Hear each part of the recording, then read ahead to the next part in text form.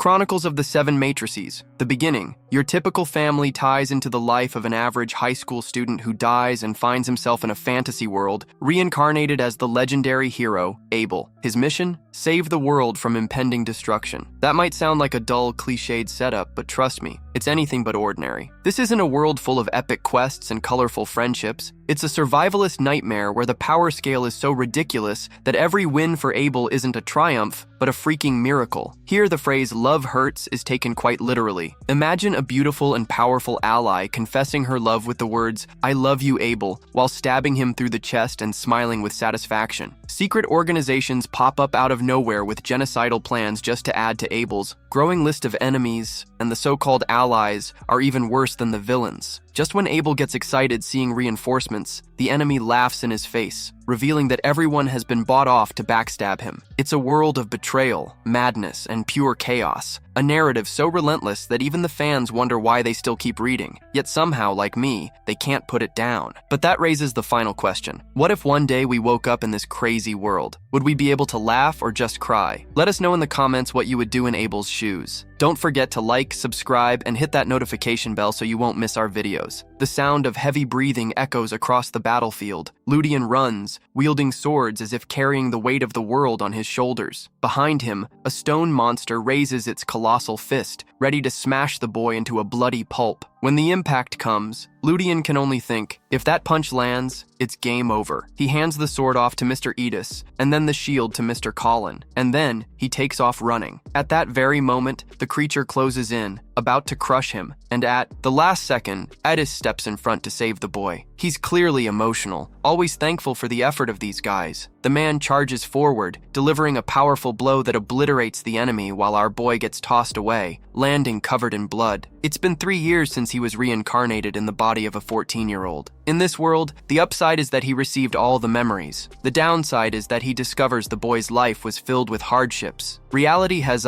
been cruel. He had no talent whatsoever, and his life felt like a total waste. Suddenly, a little blonde kid pops up in the background calling everyone over. He mentions that the sacred sword and treasures are waiting for them and believes no one will be stopped by these weak monsters. This guy is the heir of the Scar region, known as Colleen Vaughn. He's the type of rich kid who loves to show off. He flaunts his gear because he's an heir, but really he just tries to pump up the group, although most end up getting annoyed with him. He's like an extra who doesn't really contribute, yet at the same time, he's the boss of Ludian. So let's just say our guy isn't even a side character. He's the sidekick of the sidekick. You'd think he'd hit rock bottom, but if there was a bottom deeper than that, he'd be there. And the worst part is, this kid has no promising future. In other words, he's the backup plan of the guy who's gonna fail. It's sad because the story in this world is pretty terrifying. The creatures that show up are incredibly destructive, fierce enemies that appear out of nowhere and wipe out cities and even nations. But not much time to waste, my friend. We're heading into another fight against these little punks. Let's go. In a dark place, our hero is reflecting on the seriousness of his situation. Meanwhile, Ludian realizes that surviving in this world is almost impossible. He disagrees, claiming they need to go back a bit in time. "No way, dude," he protests, but first suggests they should rewind to figure out how our boy got himself into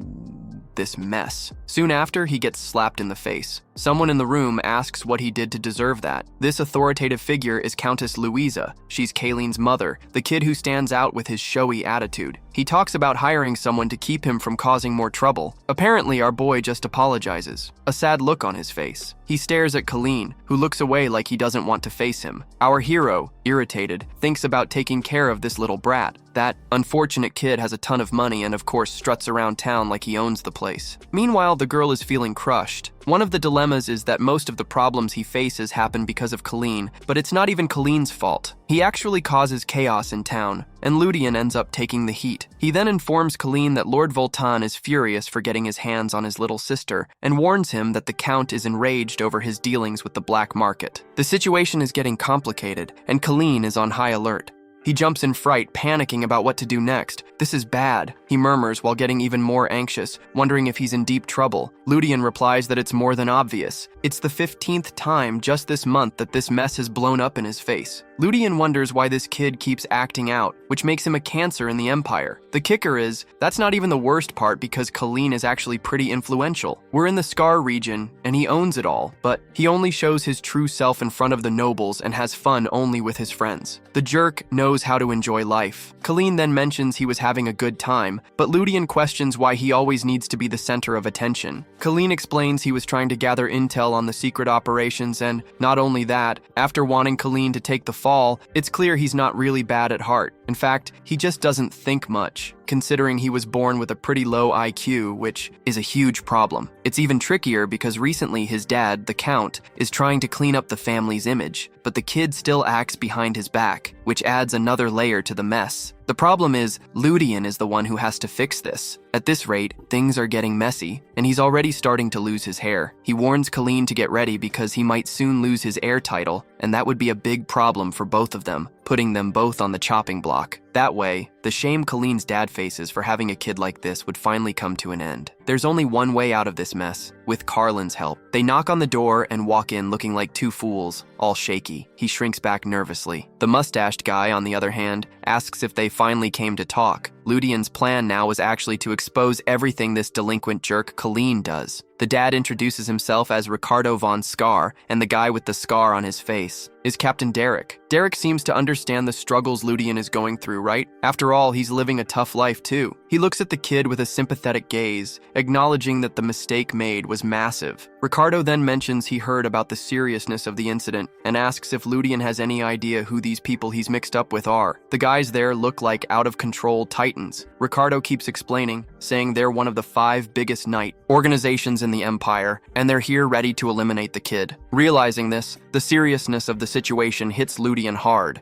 He realizes that the problem is much larger than he imagined, involving the Imperial Knight. It's a real mess. His father already told him that he needs to prepare Colleen to go to the monastery. The boy resists, but his dad insists that he doesn't have a choice. He just needs to stick around there for about 5 years. Hearing this, Ludian knows that in 5 years, the chaos in the Empire will kick off, and he could end up dying like a leaf blown by the wind with no chance to fight back. So Colleen, mustering up a lot of courage, bangs his fist on the table and declares that he's going to restore the family's honor. He's determined to make sure everything he achieves will be enough to carry the family name. Ricardo, on the other hand, doesn't seem too hopeful and says it doesn't matter how much merit Colleen earns. It won't be enough to stop the Imperial intervention. At that moment, Colleen says he's on a quest for the Holy Sword. The daylight makes Ludian tremble with nerves. He knows that this is a dangerous mission and has no doubt it's impossible for someone like Colleen. The kid seems to have lost his mind and is putting himself in harm's way. Meanwhile, Calvin is there, giving a speech about how the Empire folks showed up because they're aware of the dungeon too. But if they get there first, the family will definitely move up in status. Ludian, impressed, notices that he really says everything he can to save himself, even without knowing if it's possible. This seems like a born talent. This is just part of the tale known as the Belly of Apophis, where a group of strange devotees appears to be trying to resurrect the demon lord, planning to take over this dungeon. 100,000 people marched. In the end, everyone ends up in the belly of that Apophis. The truth is that this is how it all started. When dungeons began to appear, he mentions planning to send his son. Ricardo comments that the dungeon is extremely tough. He even reveals that they haven't figured out what's inside, but Calhan takes his father's hands and says he can be trusted. He claims he's going to make it happen, and all he asked for is his dad's trust. Meanwhile, Ludian thinks Calhan seems a bit naive. He believes that his father would never agree to send his son to his death, so it's clear that the father agrees. He says he'll trust him this time. The one-eyed titan stood there, scared. It seems he might also get caught up in this. Ludian tries to say something, but his father just asks him to look out for his son. The two are glowing in a way that Ludian can't stop. The bond between father and son at that moment was incredibly strong. The father shouts, "He's your boy!" Kalian replies that he's going to bring back the sword. Poor Jian knew that in this situation, there was no way to escape. And here we are now with Derek saying that the monsters are coming. He tells everyone to get ready for the fight. The problem is he's already seen a minotaur right at the entrance of the dungeon. This made it clear that the situation wouldn't be easy at all. However, Ludian was excited. The minotaur was a great sign. Maybe the entrance to Calhan was different from Ludian's. He thought there must be far more dangerous things waiting, like demons with ancient weapons. And now he was eager for things to move forward. There he was with his crooked fingers, commenting that 10 years into the war, the whole world was already devastated. But before that happened, there was still time. Enough time for him to save up and live in the mountains, away from everyone. He planned to create his own happy ending. Meanwhile, Colleen, for some reason he insisted on calling Carlo, was pumped. He comments that everything is perfect and that soon they'll reclaim the dawn's light and all the treasures. From that dungeon, Derek tells him to shut up, saying not everyone is in the loop. He warns that they could end up in deep trouble, but the blonde kid just shrugs it off like he's scared of nothing. Then, out of nowhere, he freezes. Unexpectedly, a stone drops on Ludian's head, and the whole place starts to collapse. Derek screams that they're screwed. They've walked right into a trap and are surrounded on all sides. At that moment, they push forward, deciding to break the formation with a pure force. He tells them to clear a path, but something sinister begins to happen further back. Ludian grabs Colleen and tells him to run as he wonders why it felt like they were being hunted. On the other side, they keep pushing through, cutting down numerous enemies. He calls out for the young master, but he's stuck to a golem that's ignoring him. Ludian shoves Colleen out of the way. He barely dodges getting crushed. The boy falls, overwhelmed and crying, while our hero, Ludian, reflects on the disastrous situation they're in. He thinks that if Colleen dies, it would mean his own execution, so he decides he can't let that damn kid die. However, his thoughts are suddenly interrupted by a kick to his gut. The boy is sent flying upward in a burst. Colleen and Derek are terrified. Meanwhile, our kid falls and screams at the status window. Out of nowhere, after flailing about in the status window for a minute, he opens his eyes and finds himself on some strange, confusing floor. He wonders if this could be hell. Cautiously, he gets up, moves his arms, and realizes that his body is intact.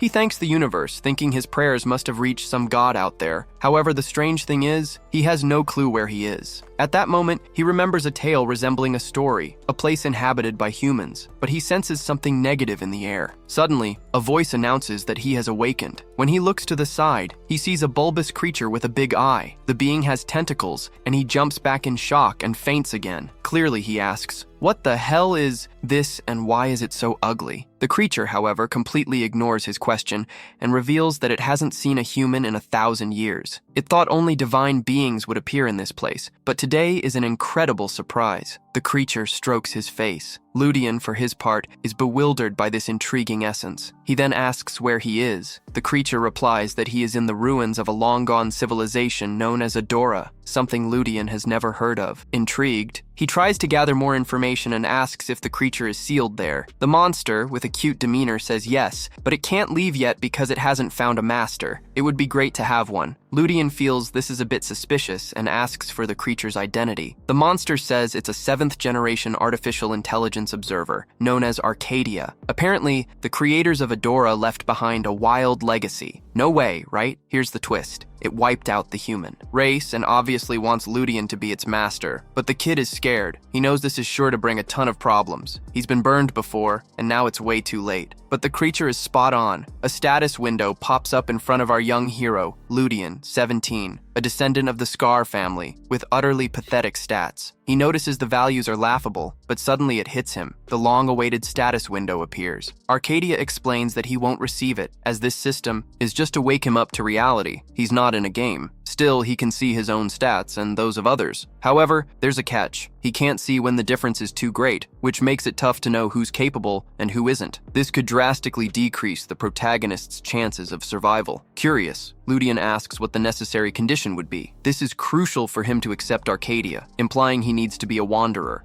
However, he still doesn't quite grasp what that really means. Ludian used to think that only gods could reach that level, but surprisingly, the kid defied those expectations. Intrigued, Ludian asks how he realizes he's an outsider. Arcade explains that it happens almost naturally. Ludian's body reacts like that of an outsider. Plus, with this kind of body, he'll be able to recover the terminals left scattered by his creator. These prototypes, known as El Dorado, are tools for exploration, healing, transportation, and combat. Basically, he's got 6 accessories he can equip, which makes him even more powerful, giving him new abilities as he collects them all. Arcade's body could be fully activated. At that moment, Ludian starts to realize that with all these opportunities, it's possible to dream of a happy ending. If that's the case, he decides it's fine. He's okay with registering as a master. This world is inevitably going to fall into chaos, so it's best they prepare for it. The two share a friendly moment, nothing too peculiar. They've both noticed that this one has pointy eyelashes. Definitely a woman. And maybe she is, even though now AI has gender too, he muses. But it looks like she's got a little creature itching. What he thinks doesn't happen. And he talks about the body he has now, which isn't much help. They need to retrieve a combat prototype, Shambhala. With that, he could even challenge a god. Ludian senses something is off. That little creature is way too optimistic, eager for him to collect stuff, but he doesn't have many options. So he stands up and says he needs to get back to his companions. Little by little, he'll learn how to recover those terminals. His nickname ended up being Had, and he knows all the secrets of this place. Furthermore, he heard from John that he should be dead after hitting his head on the ground. He's the one who held the kid back to prevent him from exploding. He wonders if that was a move from the author, or if he really wasn't meant to die. Looking down, he sees a completely dead adventurer and wonders who it was. Not only did he cross the dungeon's core, but he also got so deep in there. The hatred reveals that he's an adventurer who invaded this place 10 years ago. He made it that far, dodging all the monsters, but he didn't have the qualifications to enter the room and ended up dying. Ludian just reflects that it's a shame for this man who was waiting for a door that would never open.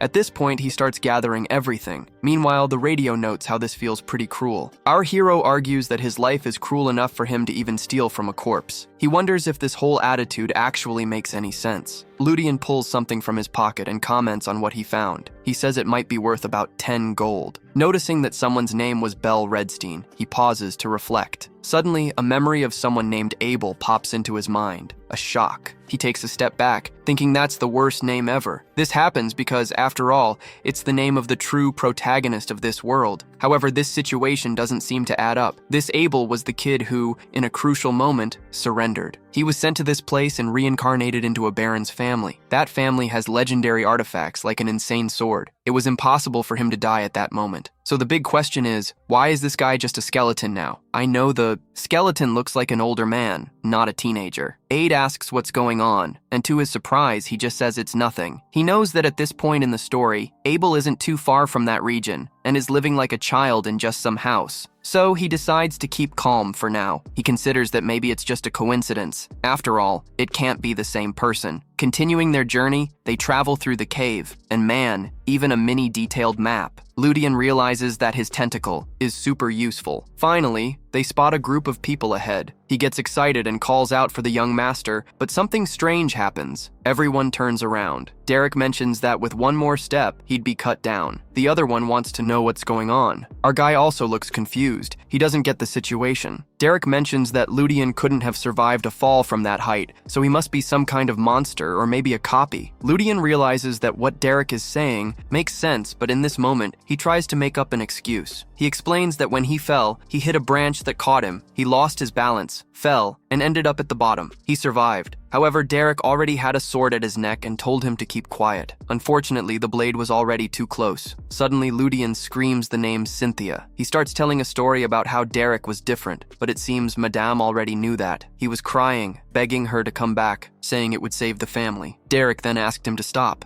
Meanwhile, he ordered the soldier to look away. Ludian knew this might cost him his life, but for now, he confirmed it was really that person, Colleen, all decked out. He was curious about the reason for the delay, which Ludwig described as an incredible fall. At least he was recognized. Colleen turned to Derek, telling him not to worry. If anything went wrong, they just had to take the kid out. Our hero sighed. At least he had made it out alive. In the meantime, our kid pushed ahead through the dungeon and felt that the hostility in the place hadn't faded. The tension was still thick. He knew there was something dark about all of this. Confused, he wondered why no one seemed to notice him. He realized that only he had the ability to sense this attention, while everyone else there seemed to overlook him. Now everything was starting to make sense. He understood the need to be an outsider in this world, a true outcast. But the question was if that creature was waiting for someone. Were there no others here? Other people from different worlds? Well, at that moment, a portal opened, and a majestic creature sat upon a throne. Amongst it, he saw the famous sword, the Dawn's Light, but it was gripped by a cruel demon known as the Death Knight. Impulsive Colleen got excited at the sight and imagined how he would find the sword. The Duke's info was spot on. If that's true, the demon sitting on the throne is the ancient Lord Semir. The monster stood up, showing his disdain. He expected to find the Knights of Elfione, but upon spotting Derek, he quickly drew his sword and commanded everyone to attack. Derek, on his part, braced himself for battle. The aura around him raised questions about Lord Semir's betrayal. Why had he abandoned his chivalry? The monster replied that no one had noticed that the ground they stood on was rotting. Furthermore, he claimed they didn't deserve an answer. With that, he stretched out his hands and summoned an army of skeletons. Derek stayed calm and addressed his squad. He ordered squads 2 and 3 to deal with the smaller creatures, while squad 1 moved in to confront the boss. With the command given, they all charged into the fight. The battle erupted everywhere. Meanwhile, our kid watched the scene. He felt the adrenaline rising, but noticed that any blow from the demon had no effect. It only fueled its regeneration. Derek began to wonder if this creature's life force was actually infinite. Meanwhile, Colleen pushed the soldiers forward, ordering them to advance, believing victory was indeed possible. Ludian questions the weird situation and thinks that maybe some external force is influencing things, as if fate is in the mix. However, a curious character suggests that our hero should use his amazing eye. He activates his ability, and soon the status window for Mr. Semir pops up, showing a strength of 127 and a combat power exceeding 8,000. Plus, he's connected to the dungeon's energy core and has unlimited human immortality. Ludian wonders what that really means. Suddenly, a red crystal appears on the demon's back. The audio explains that it's a bloodstone, serving as the dungeon's core or a mana reservoir. This place was created by wizards 500 years ago. Unless Derek takes drastic action, it's going to be impossible to beat that opponent. Ludian thinks if this is the best strategy, destroying it seems like the answer. The audio suggests it would be easy, but it's obvious the demon won't let that happen. The monster keeps summoning more skeletons. Meanwhile, the audio reveals that he has something powerful in his hands and that the kid needs to take a risk, even though the chance of him dying is super high. Suddenly, our hero glances over and sees everyone standing still, hesitating. Maybe he has no choice, otherwise they'll all die here. One of the knights tells Derek that they need to fall back, or they're all toast. The problem is, he knows Colleen isn't the type to retreat, even though he's tried to get him out of there before. Derek wonders how he's going to get out of this mess. In the meantime, Ludian tells him to check out that gem behind the throne. It looks really suspicious. Derek looks and indeed recognizes the strange object, and immediately calls Arnold and Chris, suggesting they should move towards it. The issue is, those two are stuck with a bunch of skeletons. The captain knows they need a solution. The exit is blocked, and the monster numbers are just growing. Telling everyone about it was a good idea, because now the monster knows too. He said everything is perfect. Now that the creature is aware, he can take certain risks. He's out of mana, but he has this hammer that might just do the trick. Hiding behind a pillar, he knows if he gets caught, he'll just play nice. Arnold keeps pushing forward while Derek tries to hold back the Cine. Unfortunately, he swings a cut across the ground that ends up wrecking the entire dungeon. An aura wave like that could only be made by a master swordsman. Colleen wants to run, but the exit is now completely blocked off. Derek orders everyone to take advantage of the situation because the monster just used its power.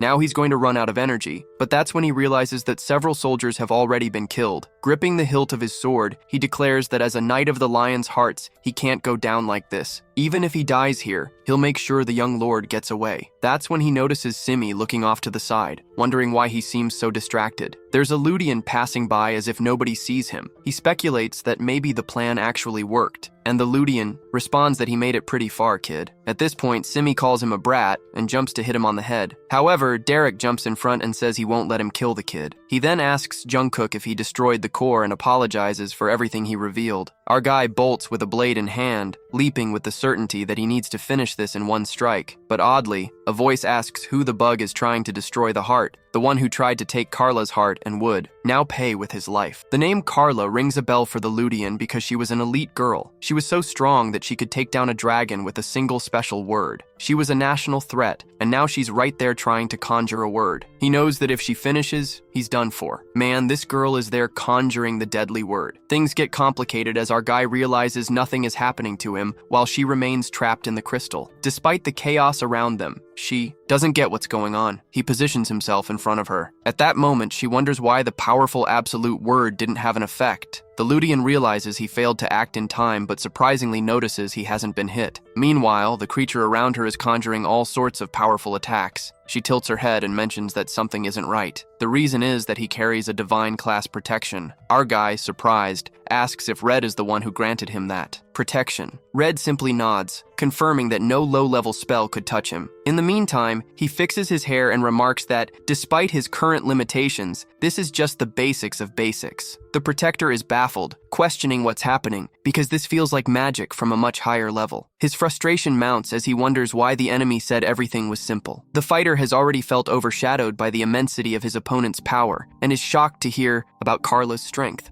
It wasn't anything special. While the girl violently attacks with her powers trying to take our boy out, she tells him to keep his distance. Lydia starts to remember that Carla mentioned that crystal was actually her heart, so he wonders why she wouldn't just destroy it right away. This leads him to question if he could break the crystal with just one attack. What says yes, explaining that the crystal's structure is incredibly fragile. In the meantime, our boy is already swinging his hammer. She on her end asks for a chance, saying that if he spares her life, she's willing to give him whatever he wants. Our hero, curious, asks if she could offer her life. She replies that clearly, everything is fair game except for that. With that, he realizes he could ask for anything else, a treasure, or maybe knowledge. She offers everything she's gained throughout her life. He's so worked up that he looks like he's about to explode, and the power of the hammer starts to swell. Meanwhile, she orders to take out Derek. He warns her that it's too late. She'd be destroyed before anything could happen, and then he delivers a direct blow to the crystal. The impact shatters all her ambitions. In that instant, everyone in the room is caught off guard. Angel starts to relax, while Semir, on the other hand, drops his sword in a sorry state and falls right in front of Derek. At that moment, our boy turns to the side and suddenly senses a strange energy flowing toward him. The system alerts him that he has absorbed a new energy, the energy of a high-grade blood demon stone. Thus, his physical abilities are enhanced, giving him a 20-point boost. For a kid like him, that's pretty significant, considering he only had 15 strength before. Now he's on a whole new level, feeling tears rolling down his face as this new mana surges powerfully through his body. All the pain and abuse he endured are worth it now, but he still thinks that 20 isn't all that great, given the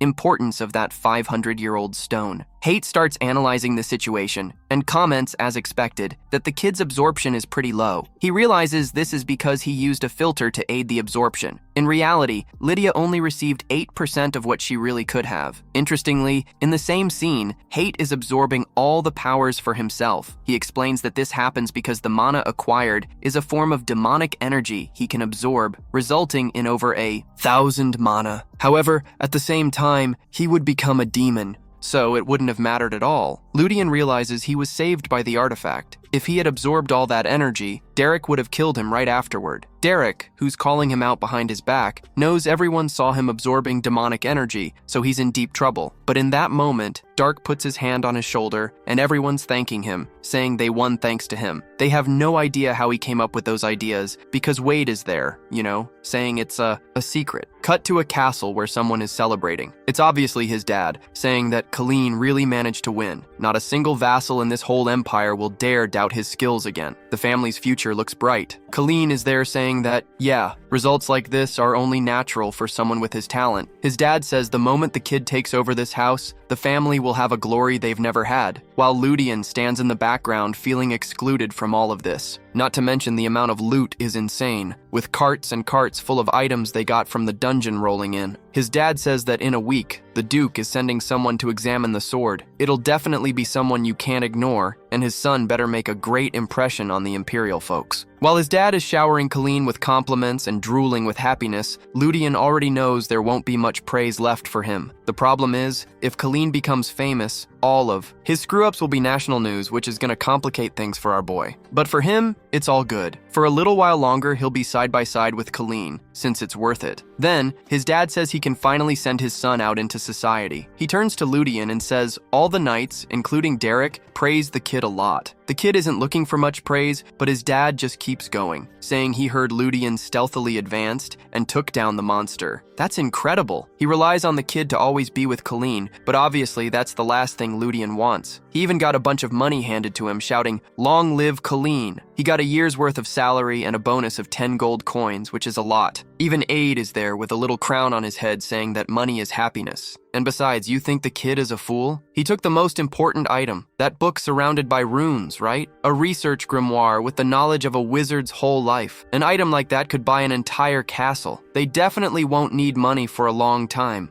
The question that's puzzling our hero is why the knight who stole the holy sword ended up becoming a vassal of House Caslay. In the story, this sword first appears in the hands of a man known as Saint Croix. The thing is, no one knows how he got that sword. Maybe it's because, at that point in the story, there were much bigger events happening. Ludian acknowledges he has no clue what went down. By the way, this guy wasn't even the main character or anything, but for our hero, it's all pretty complicated to wrap his head around. Suddenly, the radio suggests he focus. The first enemies he'll face are demonic creatures. And here's the kicker, they need to recover the terminals. This urgency kicks up a notch since Carla is dead. With no other choice, the demons can only start marching, and their route involves heading to the side of the plane. Ideally, they'd get their hands on the demonic sword first, but he thinks that's weird and points out that the holy sword is way more effective against demons, explaining that getting it is extremely tricky. Plus, those swords are like magnets for demons. He also mentions knowing about a demonic sword that's in the Scar region. If they could just snag that devil's sword, things would be a lot easier. However, the story is moving toward the village of Baron. This village has only 500 people and has been abandoned. At the home of a guy named Marco, the local chief, he is begging for something from Dion. Our boy wants to take some time in his hometown before setting off to chase down that devil. Meanwhile, when that dwarf came to talk to him, he suspected something was off in the village. When he finally arrives, he finds Marco crying because tax collection letters are pouring in. The problem, apparently, is that these folks can't read, so he asks our hero for help figuring out what's written in the letters. He also suggests hiring a human who can read, but that solution is too pricey. He agrees to help and feels up to the task. In the meantime, he notices he's brimming with energy. It makes everything seem easy. Maybe it's connected to his magic. Before long, he's handing over the letter while Marco is on his knees thanking him. Our hero feels super confident after all that because he worked at Colleen's place. Those tasks were easy, so he gets an invite to visit Rebecca's house the next day, right after sunrise. Surprised, he asks why. Marco explains that she always takes care of his place. Naturally, he needs to go thank her, but the boy, trembling, says he never asked for that. The man explains that she goes there every day and has promised to keep everything in order until he comes back. The downside is that, with her around, 3 guys have fallen hopelessly in love. This girl must be something special, because one of the guys is lying on the floor, agonizing. At that moment, the door swings open and the young lady walks in. She looks very determined and strong to have such an effect. Something's probably off. Guys, you better stay calm. He warns them not to fall into the trap. Marcos suggests to Rebecca that she should leave, mentioning that Mr. Ludia is really tired. But she decides to step in, gets closer, gives him a little peck, and apologizes. At this moment, our hero observes closely. She comes in a bit angry and says he's so mean, questioning why she should look at him like that after being apart for so long. We see a bit of her story. She takes his hand, gently strokes his face, and says he's finally back. She wants him to have a good time. He comments that she has a strong charm, perfect for the countryside. Certainly, the poor folks around here are starving. He notices something suspicious as soon as she gets closer. The boss took off running. Ludian knows that any guy who would turn down a beauty like that would be considered crazy and worse. But the truth is, he doesn't want to get involved. He knows this could lead to his death. That's one of the main reasons he prefers being a squire for Colleen. Plus, it's because of that girl who turns into a blood witch, sucking up energy. She's one of the main game heroines and one who betrays poor Abel. She stabs him in the back while swearing she loves him to death. She's the feared Yandere, because one day she might love you, and the next day try to kill you. On top of that, she comes from the Blood Rain family. Just her presence is scary enough for no one to want to mess with her. Her lineage is so rare that people even wanted to kidnap her. She'd been rescued by our boy not long ago, and since then, she's shown a certain interest in him. Eventually, she reveals her name, which is Blood Rain. Up until that moment, he didn't know, but then he finds out and freaks out. He bolts out of there because he never imagined this was the real deal. He realizes that at least by the color of her eyes and hair, she hasn't completely awakened yet, which means he's still safe. That. Little Mink starts teasing him, all glowing and sparkly, and the naughty red artist asks if he's tired and needs help. Ludian replies that he's not, but he just wants to get out of there. Unfortunately, the harder he tries to get away, the more she clings on. It's a classic tale, my friend. She's already going on about how she's going to whip up a delicious meal for him and that she'll be waiting. So, he relaxes a bit, thinking at least she hasn't shown any real signs of craziness yet. Of course, she's still a ticking time bomb, so he needs to be careful. Poor Eludia, who's part of this whole mess, hesitates to show affection, even though he's an orphan. It's impossible. The eyes. Only people he knows in this town are the boss and his friend Rebecca. If it weren't for the fact that she stabs him in the back, drains his life force, he'd have have taken the chance. Then the scene cuts to the camp. Meanwhile, someone calls for the captain. He notes that they're way too deep in enemy territory. One of the guys explains that they're just following orders, but the chubby one argues that those orders went too far. Sneaking into the border is madness. He's skeptical about this so-called master's existence. Meanwhile, in a hidden area, the chief watches thoughtfully. He knows that this order is ridiculous, but it was given by the army commander, so all he can do is stand there. In theory, a great master should show up. This master is a ninth circle wizard. Plus, there are whispers about the young lord of the family. He mentioned that Scar has the holy sword, which might tie into all of this. 3 days later, Rebecca shows up, as usual. She brings food for our guy. However, he notices that the village seems on edge, so he asks what's going on. She explains that there seem to be bandits in the area, coming from the south, and they're starting to show up around here. Ludian realizes that this so-called south is nearby, so it's likely they'll venture into Scar's territory. He wonders, since this is happening, why the guards usually don't seem to be that effective. So he questions why they haven't been taken out yet. Rebecca mentions that since yesterday, any adventurers passing through the wall have been warning the villagers. He asks if the chief hasn't reported back, and she replies that he seems to have gone off to investigate. Ludian thinks all of this is a strange coincidence. It's been 3 years since he ended up in this body, but he's never seen bandits in this area before. Just as he suspected, things might finally be starting to stir. 2 days later, close to Scar's territory, he approaches a dungeon. In the original story, this place is known to be easily accessible. No key or anything needed, just have to wait for an eclipse. Whether it's solar or lunar, the audio mentions it's a hidden spot, but someone should have found it by now. Then it asks why the kid thinks no one has taken anything from there. From Gene smiling as he looks at the sword, he concludes it's because anyone who did find it ended up dead. This sword traces back to an ancient war, one with no history records, where a famous demon is sealed. Theoretically, this sword faces the Grand Sword, an object of divine power. Normally, to obtain such an item, you'd have to go through many challenges, but not this one. It was just sitting there, all alone, without any guardians or monsters protecting it. That's because, when you touch it, a curse is triggered. Basically, you become a corpse even before you actually touch it. Ludian knows this item is extremely powerful, and maybe with it he can go down and rewrite part of history. The big question he has now is about Wade's protective abilities. Can she protect him from the curse of this sword? Wade looks at it calmly and says she isn't worried. This sword, it seems, belonged to that celestial war. Even though she wasn't part of it, she's familiar with general powers. She mentions that this level is obvious, but to be sure, you have to see the sword up close. Then, Ludian is a bit confused, trying to figure out how long Had has existed. He remembers the Celestial War happened 10,000 years ago, while Had insists that the place she was sealed is only 3,000 years old. Maybe, even though that place is 3,000 years old,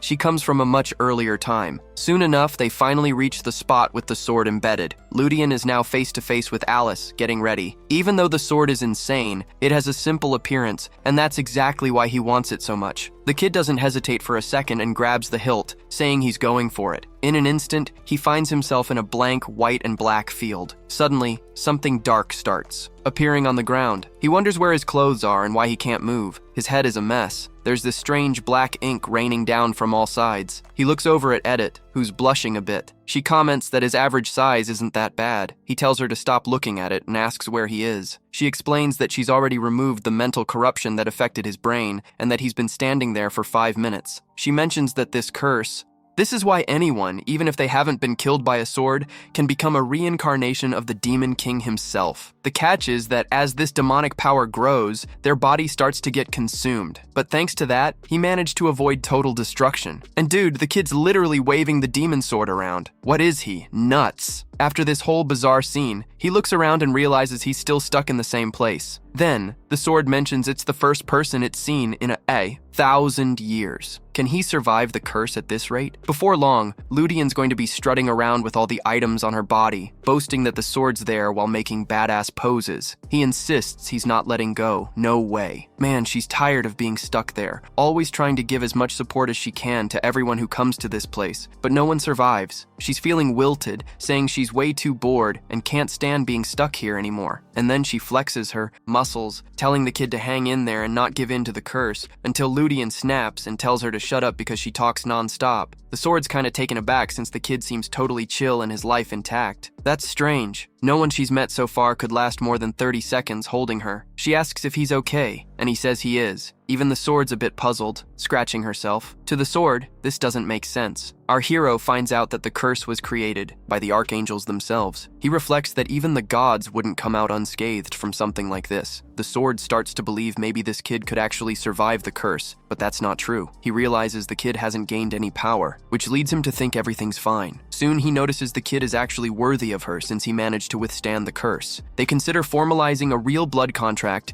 so he could gain the sword's power without paying any price. That kind of offer hasn't been made in 10,000 years, since the dawn of time. Ludian responds that the sword says there's no price to be paid, noting she knows that as soon as she gathers enough power, she'll be able to break free from the item. Confused, she asks how he knows that, because he's certain the one offering this contract is the Demon King. As the story unfolds, Ludian, who's been using this sword for a while, starts to feel the effects of the curse. The demon manages to break free, but our hero survives and defeats him. The sword wants to know who the kid is, but he responds that it's not necessary. What they're actually going to do is make a bet. He instructs the sword to use all its power to try to take control of his body. If he can resist for 100 years, the sword will have to give up all the strength and wisdom it possesses. Of course, the devil starts laughing, saying the kid doesn't know his place. The mana begins to spread, and he comments on how interestingly arrogant the kid is. However, now he'll see what it means to have the pride of a demon king. Besides, he's been waiting 10,000 years for the chance to be defeated. But then again, it wouldn't be a big deal if he lost, because it was the perfect bet that Ludian wanted from the blood pact. After all, in 10 years, demons would start growing stronger while our kid would be under control. Still, he wouldn't be able to do anything. The sword starts to speed up, warning him that he won't escape this domination. The environment begins to darken. Suddenly, Ludian finds himself waking up on the ground. He wonders where he is. Once again, he realizes he's naked, now in a white field. It looks like some kind of beach. He's sure he wasn't dominated, or else he wouldn't even be able to think. But at the same time, he feels something strange and decides to look back. A bizarre black creature starts to form. He knows this is the true form of the devil. At least it's smaller than he expected. The demon approaches and starts praising him, saying it's impressive to think that a human blessed by the gods actually exists. Ludian is confused and wonders if the demon is talking about audio, even though theoretically she's an artificial intelligence and not a goddess. The demon then opens his arms and says, "Unfortunately, our hero is facing a harsh reality. Even with God's blessing, he isn't completely safe. Now that he's fallen into this unstable place, there's no way to leave alive." Ludian is baffled, not knowing if he's truly lost or won. The demon then reveals that the kid managed to seal his authority, but at the same time, he temporarily lost the protection of the god he possesses. The disgusting one then takes position and tells him to come at him, since it's impossible to predict what's going to happen there. He gets pumped and suggests, "Let's throw down with the demon." The monster comments that he's indeed brave, but that's not why he's here. So he sits down and expresses his admiration for the kid's pride, that necessary arrogance to want to throw punches with the Demon King. Moreover, he senses a strange fate forming in the boy's life.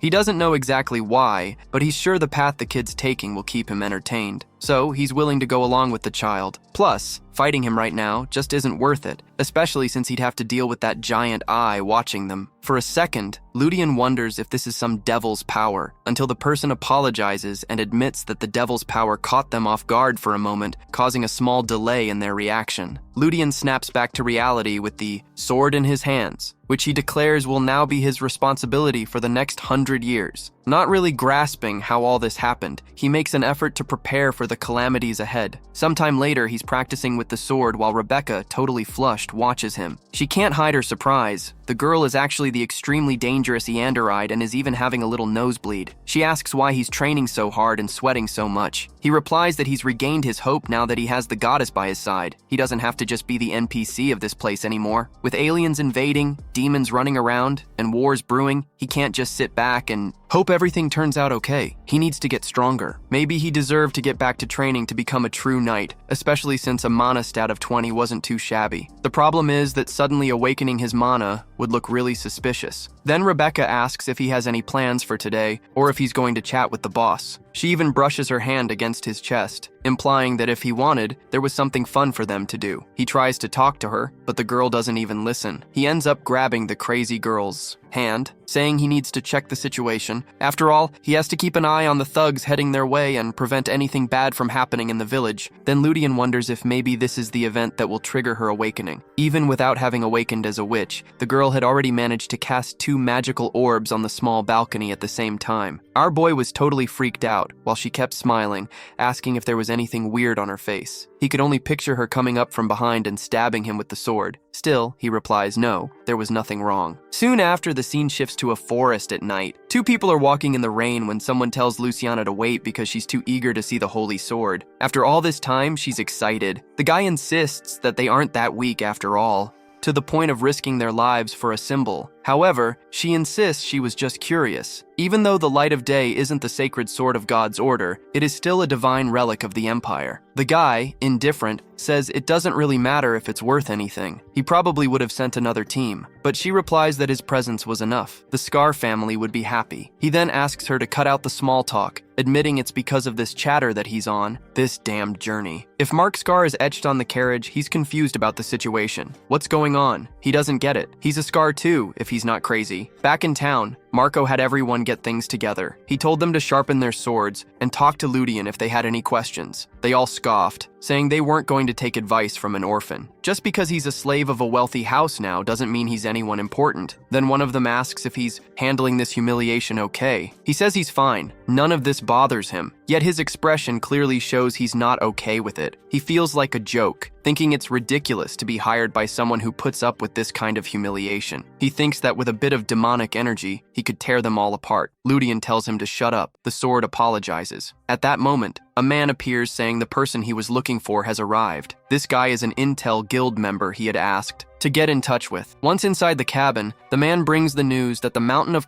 Sem has been hit. That was an important military base. Whoever is attacking are not just some random thugs from the Empire. The informant said it's likely some soldiers from another empire, maybe from the Kingdom of Horus, infiltrating disguised as bandits. 3 other regions have already faced similar fates. Ludian realizes that the problem isn't just bandits. If it were only cavalry, he'd know how to handle it. The real problem is that there are several demons involved among these people. That would make the fight way tougher than he had anticipated. Suddenly, someone mentions that another individual is approaching. Instantly, our hero stands up, determined. He has no choice. As he's leaving, he asks the devil to help him, assuring that everything will be all right. He's eager to see just how strong these people are in this era. Finally, he runs out with the sword. He's warned that, despite having demonic power, in the end, his body was just too weak to hold up. Ludian already knows that, right? And the worst part is, if he uses his demon power and turns into a demon, he'll be hunted down. He hears someone calling his name. Rebecca, his girl, walks in all soaked. Ludian notices she seems a bit anxious. Maybe instinctively, she knows a crisis is looming. He knows he needs to be strong. Ted puts his hand on Ludian's shoulder and says, "Don't worry, just stay still." Soon after, at a moment of his choosing, it cuts to the town entrance where the knights are arriving. Marco orders them to step back. He insists this is the border of the Scar region. He already suspects these guys are just southern bandits and suggests they better head back where they came from. The scarred man replies they are seriously misinformed. Their arrival might be predictable, but soon all the bastards from that area are going to pay. Ludian activates his eye and notices that Bernal has shown up. He's got 1,280 power. Holy crap, he's probably starving, poor guy. That's the reduced number. Ludian thinks maybe these are indeed the guys who were raiding the villages around. He takes it all in. Marco orders everyone to fall back, and man, our guy is right at the front line facing it all. The bandits look confused, unsure why they're running away. This leads Bernard to order everyone to attack. He charges confidently towards Marco, ready to swing his sword at his head, but of course Ludian gets there just in time to defend. The guy is freaked out because his attack fails. Our boy makes him back off, clearly knowing how to handle a sword. He notices the one who's trying to get our boy and even runs a bit because this is exciting. Worse than Rebecca. However, the guy warns him that he won't escape the cavalry. Even the horses are going to get hit with arrows. The guy realizes that this bastard has actually set up some kind of strategy. Everything was hidden, tricking them. He charges in defiantly. Meanwhile, Bernard sees that everyone in the area has evacuated, so he orders his army to wipe everyone out. In that area, even though these guys have the numbers, there's no way they could lose. Then suddenly, one of them falls into a hole, and just like that, a sword slices his neck. Ludian there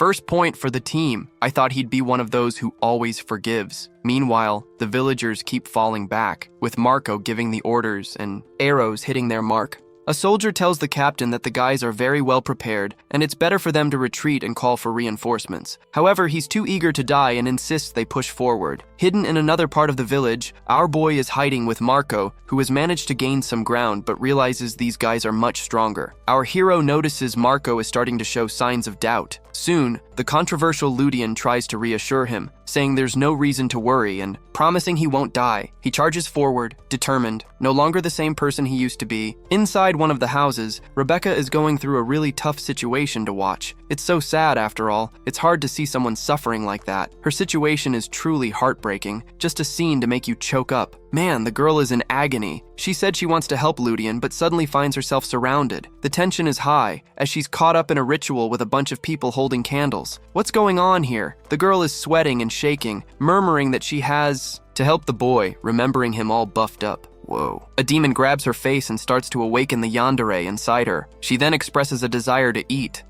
She already seemed interested in that. Meanwhile, Ludian is in the thick of it, defending himself. Unfortunately, he can't use too much of the devil's power, or else he'll end up turning into a demon himself. The tricky part is, if he holds back too much, the village will pay the price. One of the soldiers charges, but ends up getting stabbed. That guy clearly doesn't know how to use his spear. He dropped it down. What a fool. The other knights they are warned not to get too close, as there's a trap among them. In the meantime, the villagers celebrate. Everything they planned is going perfectly. Bernard realizes that this place is a living hell. No matter where they go, there's always a trap lying in wait. In the previous village, it was a piece of cake. Just take out the leader, chop off his head, and everyone obeyed. In this cursed place, the leader is mocking him, poking at the troops and calling them pathetic. Ludian knows Marco looks weak, but the dude used to be a centurion in the army so he can hold it together under pressure. Our hero says that if he takes out Bernard, the fight will be over, and the dude is shocked. He realizes he can't underestimate the kid just because he's young. He notices that the kid knows how to handle a sword, and right then dismounts from his horse, admitting he's noticed that the boy seems to be the source of courage for this village. So, in honor of the kid's resilience, he decides to share something. This was where his troop planned to complete their mission, but he's the commander of that troop, not the captain.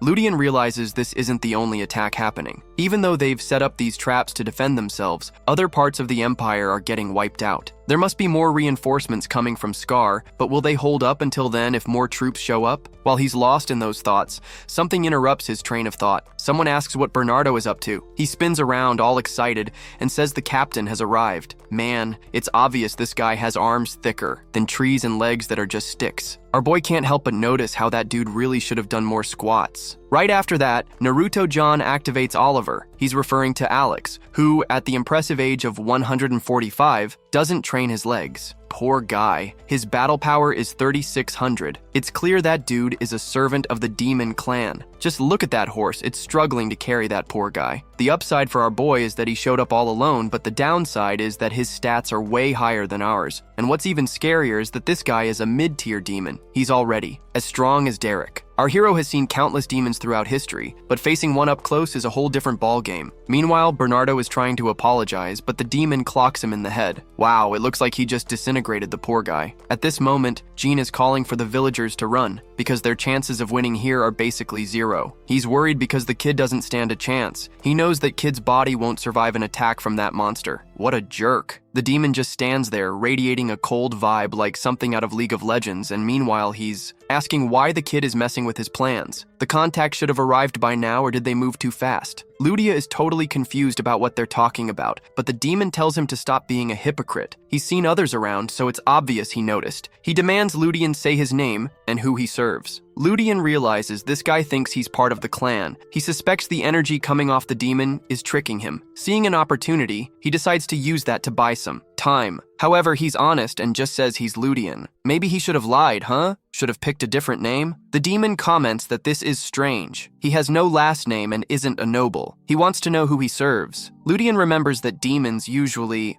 infiltrating noble families gives him a lot more influence. but he also knows the names of the creatures, so he said he's serving alongside the models. Alex, on the other hand, reveals that he serves the goddess of lust and indulgence. It's pretty naughty. He even said he's not sure, but he knows for sure he's serving the devil. Still, he thinks it's ridiculous to call this goddess low tier, which is something else. The devil claims that looks can also be a skill. He gets why the goddess is into him. For an ugly demon, he accepted that our boy won her power through beauty. Wow, look at that. The goddess is holding him with that little tongue of hers. There are some dangerous women in this story, man. Get out of that world. Let me handle it for you. Meanwhile, Ludia mentions he hasn't heard anything from her, and the tension rises. A real challenge is on the way. Now what's he going to do? The battle has barely begun. What happens next is anyone's guess. And so, the atmosphere thickens. The real fight is just getting started. Our hero discovers that the invasion in his land is being carried out by demons. According to one of the monsters, this is unusual. He believes the information should have reached him by now. Ludian asks where this info was sent. The demon mentions he should have been notified, but to his surprise, nothing got to him. Alex then suggests that maybe the issue is the timing. However, he argues that the Viscount of Bostad should have given him a heads up and smirks that our boy is pretty clever. Finally, he gets the intel he's been after. At that moment, everything clicks into place. This enemy was just a minor character in the original story. He realizes he'd forgotten about this adversary, probably because he was thrown off balance after Carla's death. After that loss, he became totally unhinged. So the solution was to send someone with enough power to this village. The demon wonders what kind of killing intent he was radiating. Ludian replies that's normal when facing an enemy. Alex then says that's fine. However, he truly believes he can win just with his power, but considering he's in a human body, he's lacking in every way. Columbia agrees, thinking that guy's got a point. Indeed, he's an extremely inferior knight, but that's only comparing skills. The creative aura impresses Alex. Meanwhile, the goddess says he can only handle this for a maximum of 1 minute before going insane. He confirms that he's aware of it, but promises to show how useful this power can be. Then he charges in with his sword, radiating a purple aura. In no time, he lands a clean cut. However, Alex wasn't ready for it. The problem is that while his sword was sunk in, a swift attack was coming right at him, and then the blow landed squarely on his chest. Wow, but the kid is quick. He dodges and slashes the opponent's arm. Impressive. That kid's sword is razor sharp. Meanwhile, Alex starts getting confused, questioning why the arm hasn't regenerated. Ludian explains that's because the demon's soul was cut along with it. That's the special power of the Devil's Blade, which is why it's also classified as a high-level weapon, an item called Godslayer, as it can affect a person's soul and even divinities. He declares to Alex that he's willing to risk everything in battle. It was brief, but thankfully the opponent fell into his trap. The demon prepares to throw a punch, announcing that the fight is far from over. However, his attack clashes with a barrier, and nothing happens. The demon asks what's going on, saying his energy seems to be getting absorbed. He wonders if this power could possibly be something that the goddess of mischief could grant to someone. It's clear that what's really happening is that the devil is absorbing it, but he warns our hero that the protagonist won't be able to hold on much longer. The demon charges again, declaring he won't lose to a kid like him. Yet our guy simply dodges. He makes a downward slash, and then follows up with a flurry of cuts. A blade appears, and a precise attack heads for the demon's belly. Meanwhile, John reflects on the risk of becoming a worthy demon, considering he could also absorb the energy from these enemies. It was at that moment our hero found himself faced with an unexpected challenge. He vows that one day in this realm, he will cut the heads off all the bastards who betrayed him. Amid the chaos, the monster screams that he is a traitor. However, Ludia responds that he's got it all wrong and can die torn to pieces. Thus, we arrive at the next chapter. Now he was all confident, wielding his big purple sword. Suddenly, he sees a whole person being sucked in. This really showed that it was a demonic blade. The devil, in turn, questions why he's protecting the human at that moment.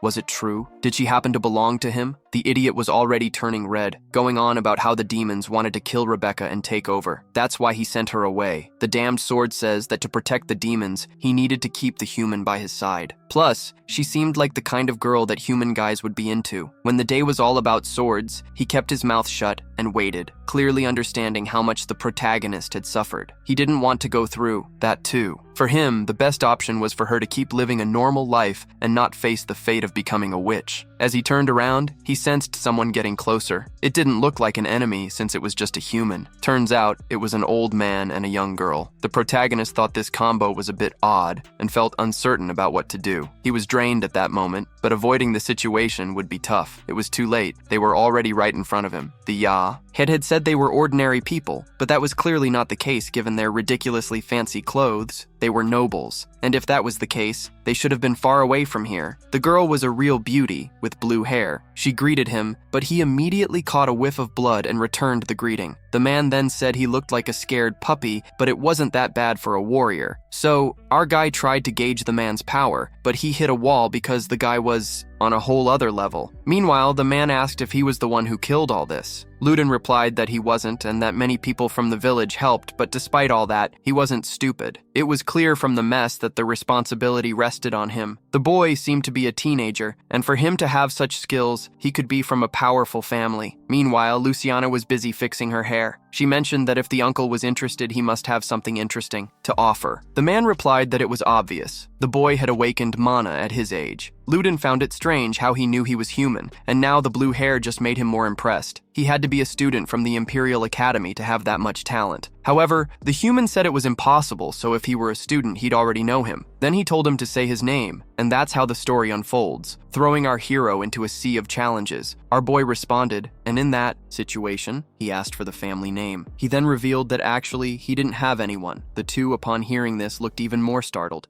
He explains that he really didn't have a family and that, on top of that, he wasn't some crooked knight. He claims to be a squire of Lord Kalim and mentions that he's in the Scar Empire. Suddenly, a goofball shows up and starts talking about how this was his hometown and that he came to protect the people in that village, a place he loves dearly. Now he's curious about who the two of them are because he'd never seen anyone like them in that area. The older guy introduces himself as Keitel, and then the girl, known as Lucielle, introduces herself too. The protagonist thinks, whoa, father and daughter. He wonders if their names are a bit odd, especially considering what he heard from Jean. This guy seems to be the so-called Sword Saint in the Morio Empire region. He was the only person with that title, and apparently he's also the dad of the guy who was supposed to be Lydia's true friend, but isn't. This so-called Croc Saint who wields the Daylight Sword, and Lucielle, the dangerous knight who was also part of the protagonist group. She's set to become a commander in the anti-demon group, and our boy already senses that she could turn into a big threat in the future, but she's still really young. Then he cracks a joke about being scared of the chair and has a good laugh about it. Suddenly, Keitel drops his sword and asks where he learned to fight. Quick as a flash, he says he picked up the basics, mentioning there was a mercenary in the area and that he trained with the knights in a few sessions. Keitel, being a bit clueless, comments that it's strange for someone to hide their identity. He wonders if he could be some super mercenary in disguise or what he might look like. Our guy's not going to reveal his trainer's appearance, which is a floating red blob, and that's exactly how he practices. He uses 5 or 6 swords while training. Lucielle tells the old guy to stop asking so many questions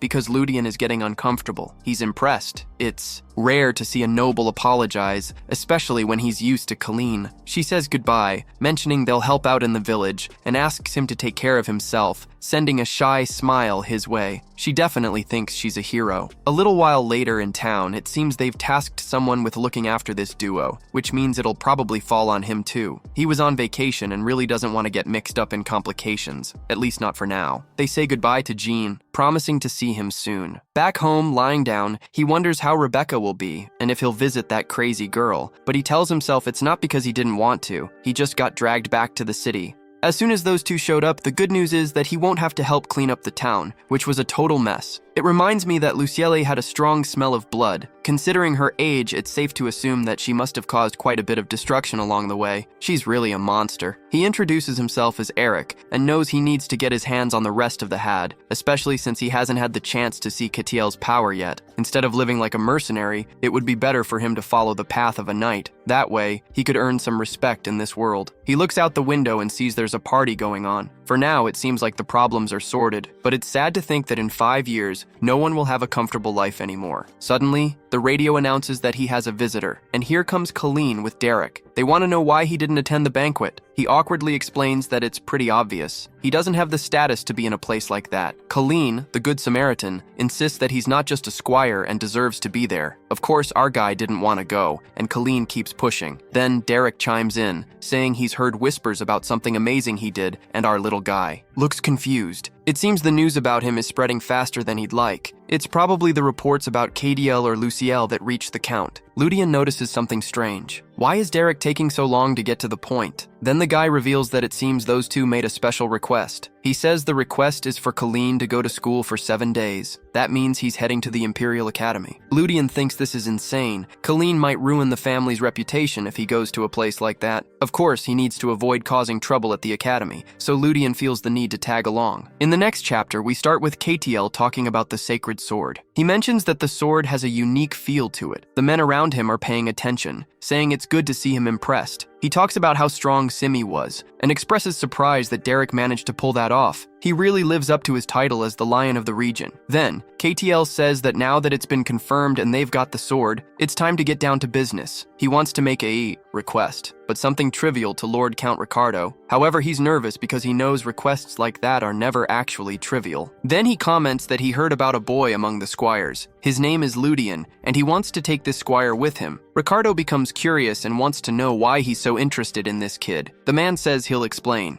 He's interested in the talent Ludian has, even though he seems like an ordinary guy. He hasn't taken the knight's oath yet, and wants to bring the boy into the Imperial family and turn him into a great soldier. Ricardo is confused because a lot of people, even talented ones, can't get into that place. What makes Ludian so special? He did that to get the guy's attention. The situation didn't leave him with many options. He mentions that his son Colleen would be really sad about this, but there's not much he can do about it. That's when he noticed a girl smiling broadly in the background. Suddenly, an idea popped into his head. He claimed that the child would support his son, who would become a lord in the future. Keitel suggested sending Ludian to the academy where he would be, so the young man could join his son, and once he graduated, he would have the freedom to choose his own path. The cartel agreed to the proposal, thinking letting the kid make the choice didn't sound so bad. When Ricardo said that this opportunity would be perfect, he imagined sending his son along as well. Fast forward to the present, that's how everything unfolded. Our hero was now set to become a transfer student at the academy alongside the young master. Ludian thought it didn't sound too bad, but no one asked him if he was okay with it, even though he was the most important person in this whole situation. Shortly after, Micro Shorts was waiting for our guy outside. Now he understood why they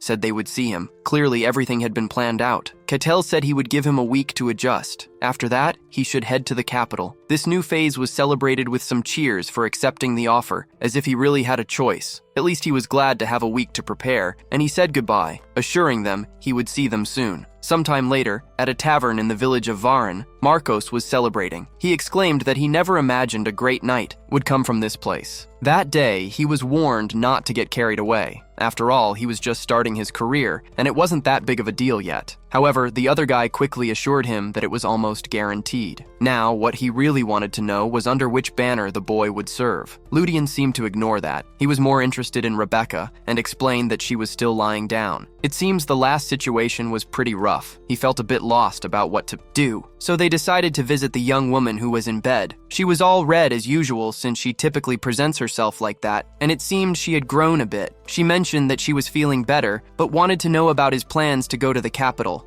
If he really needs to go, Ludian realized she was being more straightforward than before and commented that she hoped he would just work there, living a peaceful enough life for both of them to be happy. She had married him, even though he didn't know it yet. Our guy was shaken by this revelation. Avoiding Rebecca because she was a bit obsessive was just an excuse. He shouldn't be so scared in this chaotic moment and needed to understand her significance. However, he had other plans in mind. He took her hand, all crooked and awkward, and declared that he knew the people in the village thought he had already achieved great things, but he didn't think that was true and wasn't interested in it. But there was something he really wanted to do. He understood that if things kept going at this pace, this place would soon be in danger of disappearing. After losing her home, Rebecca ends up finding Abel and decides to embark on an adventure, even if he remains still. In theory, Abel could drive away the demons and everyone living in that village would disappear. Abel was definitely not dead, and he didn't need to confirm that. First, he needed to clarify whether he was alive or not. The protagonist was confused, but he knew this future was not looking good for either him or Rebecca. At that moment, he expressed that he was aware it would be a tough road, but he felt it was necessary to move forward. He still felt confused, but he resolved to press on. He was aware that Rebecca wouldn't understand the meaning of his words. At that moment, she asked, "What if I awaken this blood?" She said this as her eyes and hair were starting to shift to red. She asked if there was any way she could help him, then revealed that she already knew he was, in some way, aware. Ludian found this revelation strange because in the original story, she discovers her talents by connecting with the protagonist. He then replied that he had no idea, was called a liar, and insisted that this power would make her unhappy. He explained that the problem with this energy was that it essentially absorbs demonic power, which is deadly for humans, and the stronger the energy, the worse her mind would become. At that moment, he calmly expressed that he wished for her to live happily there, preferring to see her as a lively, cheerful person. Even in that moment, he felt it would be better if he took her place. She confirmed that she would stay there, and he thanked her wholeheartedly. She insisted on a small promise. When everything was over, he would have to come back. He agreed, saying that was fine.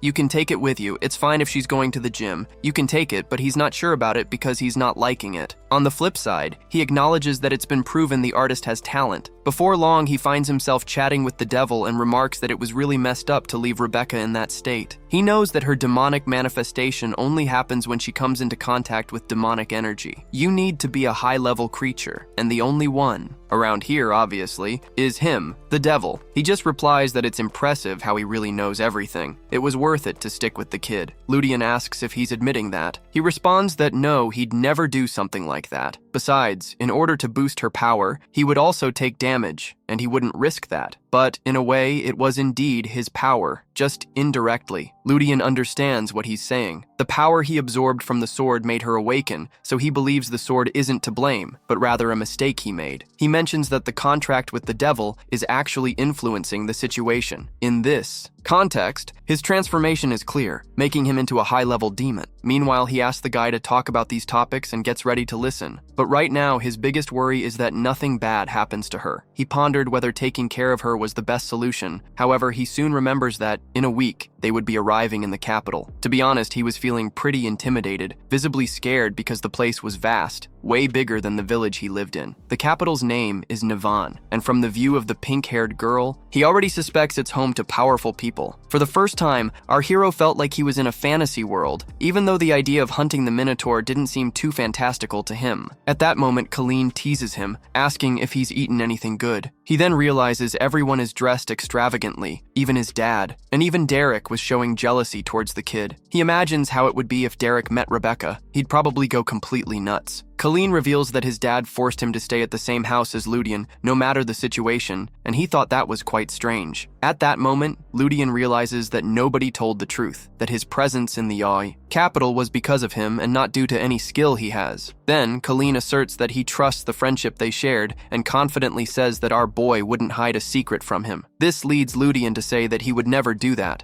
He thinks that jerk is talking about friendship, but he always ends up getting burned because of it. Colleen mentions that at the gym, if someone gives him a hard time just because he looks like an average Joe, he should just say he'll handle it and talk to the city authorities like he always does, right? Ludian already knew this guy would be a handful and might even get kicked out, but since he was personally invited, that wouldn't be a big issue in the main part of the state. At the Delphion's place, someone at the gate asks why he brought this kid instead of the holy sword they requested. Keitel explains it's just a hobby. He really enjoys bringing people here. Still, the guy seems to be overdoing it. That Vincent, who's the brother and also the leader of the Delphione house, says he didn't think Keitel could pull this off. Ludian realizes this guy is a big deal in the Mauryan Empire and, holding the sword, Vincent says the prophecy was spot on. Immediately, Ludian is intrigued by his words and finds it pretty weird, right? Then someone else comes over and calls him. He says it's been a while since he's seen Caetano and that he's interested in someone, so he'd like to chat a bit. However, Ludian feels like this guy doesn't have good intentions since he's already acting all jittery. At the round table, he mentions that the journey was long and he hopes they can rest. This whole situation stirred up because Caetel said yes, and recovering a holy sword obviously wasn't easy. So they just went there, grabbed it, and brought it back. Honestly, those guys didn't do anything. Ludian is just listening while Keitel comments that his brother must be mad about the price he had to pay because of these guys. His reply is, "It's all good, because it's worth it." Keitel adds that it's weird because when he brought Luciel, that guy didn't show any interest. So why is he curious about who Ludian is now? And to be honest, he's already feeling scared. That dude really didn't seem interested in feisty little Luciel, even though she's young. Oh well, let it go. The guy doesn't want to get into trouble. He calls our boy over and says, from what he's heard, he's quite talented. He even took part in the ride, and our boy confirms that. The guy keeps praising him, saying he heard that he single-handedly took down the core. The boys confirm too, but wonder how this guy knows everything that went down. Vincent's expression changes and he says he wants to know details about what Semir said while being consumed by the power of that sword. He's got to make sure he doesn't miss any details. Caetano, confused, asks his brother why that is. While Ludian thinks he has nothing to hide, boy, and the whole story for Scythe is out there, he really laid it all out. They're thinking about that thing Semi talked about. The two of them don't even realize the ground beneath their feet is rotting away. Ludian mentioned that something else caught his attention. The guy kept bringing up a certain master, and even apologized when he died. This piques Vicente's interest, especially since the Sword of Daylight is also known as the Sword of Prophecy. Now, he's sure that a certain future is unavoidable. Keitel told him to explain, but the idiot said he was just joking. Well, no point in stressing over it, just face it. Seems like there's nothing suspicious about this guy. As they arrive at the Imperial Academy, the guy comments that it's rare for someone to bring a student there. Also, the last time he saw the dude was at the prince's coronation. This is the Academy's master, Valente. That was 30 years ago. He became a war hero, fighting on the front lines against the barbarians. Looks like even Ludian is admiring that. Seems the guy really is a badass. Keitel reveals that this kid isn't just talented, he's a real genius. Roses looks impressed. Keitel wraps up by saying this kid is on Crook's level. The problem for our boy is that this Crook guy is the only one as strong as he is. It's said this guy can fight a god if he has a sword in hand, and our hero finds himself dealing with the expectations that are now weighing on him, which are a bit higher than he hoped. The cartel assures that there's no need for any tests. So, in a few years, it'll be time to see if this kid has what it takes to become everything he dreams of. The teacher, for his part, thanks him and says not to worry. He promises to train the boy like a true northern barbarian. Our hero remembers this is the guy who took down the barbarians, a real traitor. Already at the Imperial dormitory at Diane, he's impressed. The kid got a VIP room just for him, perfect for hosting the best company. Keitel comments that it's time for him to go. He says goodbye, complaining that the guy won't leave him alone. But meanwhile, he recalls what Ali said about spending 7 years here, and our boy asks why he put in so much effort for him, since he was basically bought from Scar. He didn't need to worry that much. Anywhere would have been fine for him. Keitel responds that it's simply because he wants to support a true talent. With his future teacher in front of him, Ludian still feels uneasy. Thinking it's already too much, everything there is really expensive for him. He turns around and mentions that he made a bet with the Count. Will he join the Lionhearts or the Knights of Glory when he graduates? Ludian doesn't quite get why all of this is happening, but Keitel figures it's not something he needs to stress about right now. He tells the kid to focus on getting stronger. Our boy is there, but he's reflecting that he won't pick any of those paths and knows that the academy is just the first step. Finally, that guy says goodbye and walks off, feeling pretty smug, and the sneaky guy smiles. He says that of course he's not going to give up any of the perks alone. Now he calls out for the devil and asks if he senses anything different here. In this territory, the sword comments that everything feels strange and replies, no, nothing feels different here. Plus, he should remember that most of his senses are sealed in a sword, so it's not like he can pick up on much. The eye spirit asks if something is bothering him. Our boy confirms it is. In the original version, both Vincent and Keitel are killed by demons, after which the brave Lucia takes control of the place. What he doesn't understand is why all this is happening. At this moment, everything seems normal. He can tell that the cartel is gone because that guy keeps leaving the castle, but even Vincent is strange for being a high-ranking noble. Maybe he's under the radar of other nobles. Something must be going on, something he still can't quite grasp. Maybe it's best to take a peek at the Duke's house. We wrap up this chapter. Now we're in the classroom to meet this cool bunch. The crowd seems pretty hyped, and apparently everyone's noticing the value of the kid. Meanwhile, he's sitting there thinking he's a transfer student that draws attention. The devil comments that there are a lot of talented people around who are just here to eat and leave. He thought he walked into a steakhouse. Ludian, realizes all this attention is thanks to the support he got, and of course the Delphine family. While he's lost in thought, a man approaches him asking to sit next to him. Our boy agrees, but he moves away. What a jerk. His name is still Adele, a girl's name. He insists, "Get out of there." The man tries to start a conversation, saying it's been 10 years since the transfer student showed up. That's why he's attracting so much attention. It's no use. The doctor is smiling and comments that it's strange, isn't it? But it's nothing too weird about the timing. He claims he doesn't think that's the case.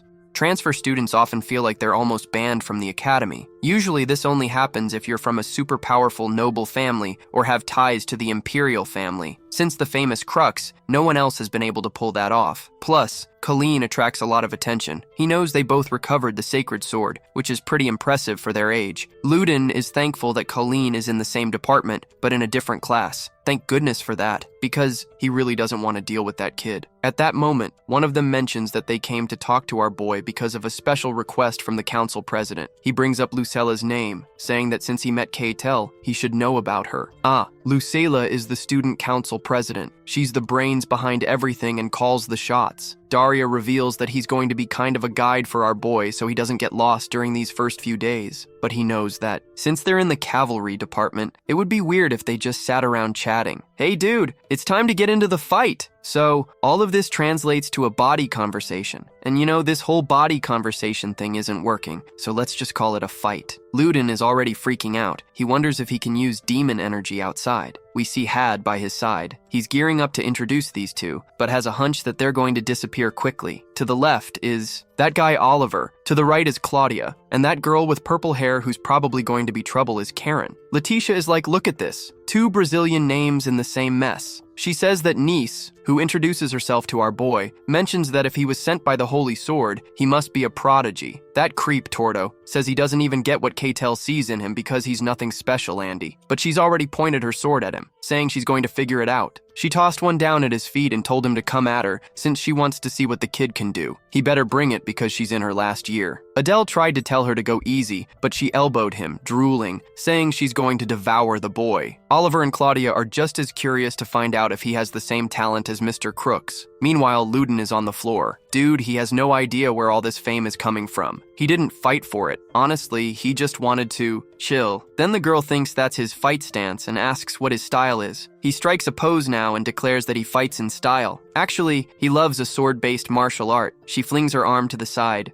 She says she's never heard of this style and tells him to get motivated. The kid replies that it's a pleasure and goes in for the first attack. She blocks it, but his sword grazes by her side. Then she tries to shoulder him, but he dodges that too. That sequence feels pretty honest. Punch here, punch there, sword here, sword there. However, everyone around is commenting that it's a bit disappointing. They thought the recommended guy would be a legend, a real genius, but his moves are all over the place, his form is too light, and his attacks are still kind of out of sync. White, hearing this, is already thinking about whether he should eliminate everyone insulting him. He believes it's a godly style of fencing. Lugano tries to calm him down, saying it's just practice and there's no reason to worry. The girl suggests the boy stop holding back because he thinks he's already giving it his all. She notices his confused expression. Everyone's saying he's fighting poorly, even if his movements seem to lack a foundation. Still, they're extremely fluid, and each attack follows the other seamlessly. After that retaliation sequence, she realizes his sliding style is purely meant to kill. She sees he has potential to improve, but it's not enough to have caught Keitel's attention. So she concludes there's something he hasn't shown yet. He then activates the aura on his sword and jumps, saying he's going to end this now. The boy spots something and throws his sword to defend himself. The impact kicks up dust throughout the arena. The spectators fall silent, while Karen looks impressed. That was a mana strike. To block that, you need mana too, and she wonders how that's even possible. He then tells her to shut up and says she's taking it too seriously. She backs off and the boy is in trouble. He doesn't want to mess this up. Finally, she understands why he caught Keitel's attention. He came into the school knowing how to use mana, and to make it more intriguing, he has no royal blood or from any noble family. So what he has is explained. He's a transfer student. He even lowers his head saying he'll apologize for it, although the kid isn't going to just take it. He just hopes this doesn't happen again. She, as an apology, offers to grant a wish and says she doesn't know what she was thinking. The spectators around are confused, wondering why she's so impressed and why she's helping this way. Just then, someone shows up asking, "What's all the commotion about?" It was Oliver. The kid was already busy apologizing to someone named Kepler and a girl with purple hair.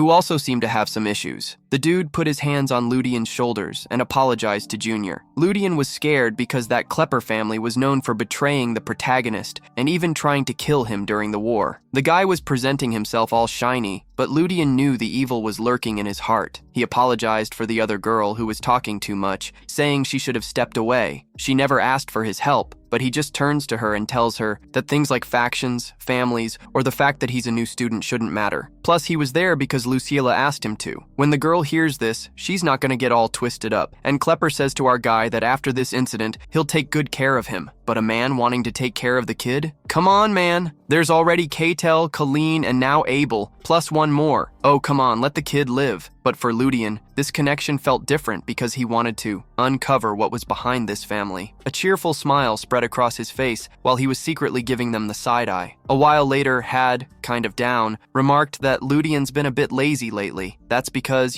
he's just an ordinary kid who used to sleep in the stable. Now that he has a nice bed, he just wants to lounge around. But he was feeling down because he didn't expect to hear Klepper's name in that school. Now our boy reveals that in the Superhuman War, this was part of the story. Families fought among themselves, but it had nothing to do with demons. He was a bit confused. It had been 3 days since he talked to that Klepper guy, and not a word since. If that's the case, he's going to have to make the first move on this. Ludian responds that if they come across the demon clan, he's gonna need his power because the devil said he would give him all the power he needs. He's not about to let demons invade the world without help. If they're against them, they've got to lose. Ludian realizes this damn guy is way too proud, and then Had mentions he seems really interested in the captors. He confirms that, yeah, those guys are on their side. That's because he knows this dude isn't just any knight, he's a superhuman. Honestly, it's not looking that rare to be a superhuman, but clearly the second interesting part is getting to know more about the secret organizations in the capital, since something related to those organizations led to countless deaths in the war. The protagonist team can keep moving forward, but the Klepper family and the other nobles have kind of distanced themselves.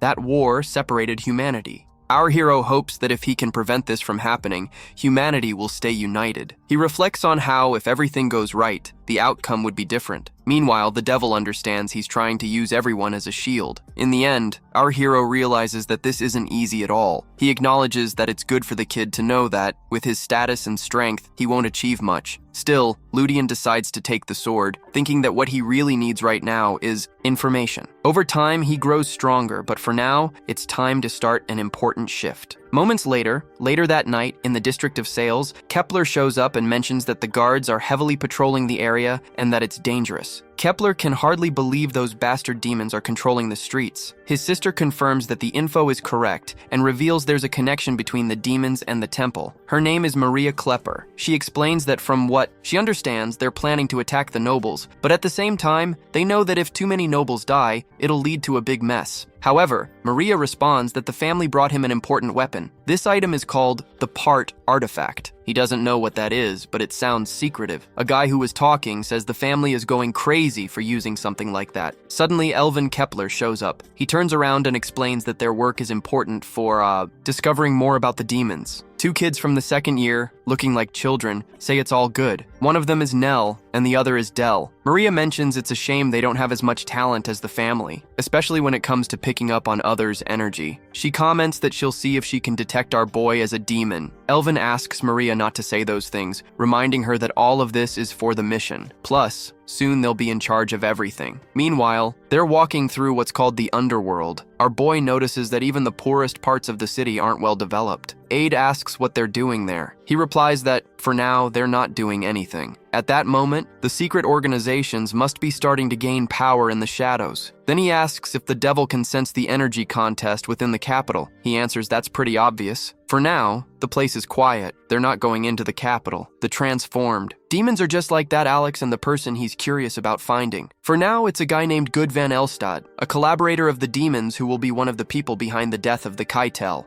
While he was lost in thought, someone put their hand on his shoulder. It was the beggar who said the kid was missing. Otherwise, he'd have to pay a fee. When Jean smiled, his underworld guide had just shown up. He put his hand on the guy's shoulder, and the protagonist immediately started charging up a bolt, causing the kid to drop. The opponent quickly picked up on the situation, and in the next instant, he realized that the boy was aware the other guy was a knight because he knew how to use Mana. That same day, he mentioned that if the kid answered everything correctly, he might just walk away in one piece. Hope was good. He believed it was time to spill what he needed, now figuring out who the nobles hanging around the alleys of the capital were. His curiosity was piqued, especially about those with green hair. Cut to the next scene, where Maria comments that Lucilella seems to be interested in Karen. That's not good for them. Elvin replies that Lucilella isn't an enemy, and said all she needs to do is stay neutral. Then she starts to wonder if the new kid at school might mess up their plans. Elvin reflects on how Karen judged him wrong, almost getting her butt kicked. This shows that the kid really has potential. However, he turns to his sister, asking her not to worry. He's just a freshman. Nothing would change because of him. His sister agrees, saying that's true. Now it was time to move forward with the plan. What they didn't know was that our hero had already spotted them from above. He was just watching them, looking like he was pacing back and forth, trying to pick up on something. The two kids down there were known as mutants. In this world, that was a fact. Besides that, the most powerful human from the superhuman war was also present. She was Maria Kepler, the ultimate boss from that war. Damn, the protagonist couldn't believe it. He wondered if his disguise was perfect, and answered himself, yes, but felt like it might be smarter to act with caution this time. He was sure something big was about to go down since the siblings were getting involved. The kid thought of himself as Batman in this story. Suddenly, the green-eyed girl pointed out that they had arrived at the Granhard Theater. Elvin then remarked that he knew that guy was involved. He got annoyed with the mages. Those damn mages thought too highly of themselves but always ended up in trouble. Maria said if it were a guy, it wouldn't be hard to deal with. She figured he was just a minion and not a real high-level demon. Right after that, they all walked in without raising any suspicions.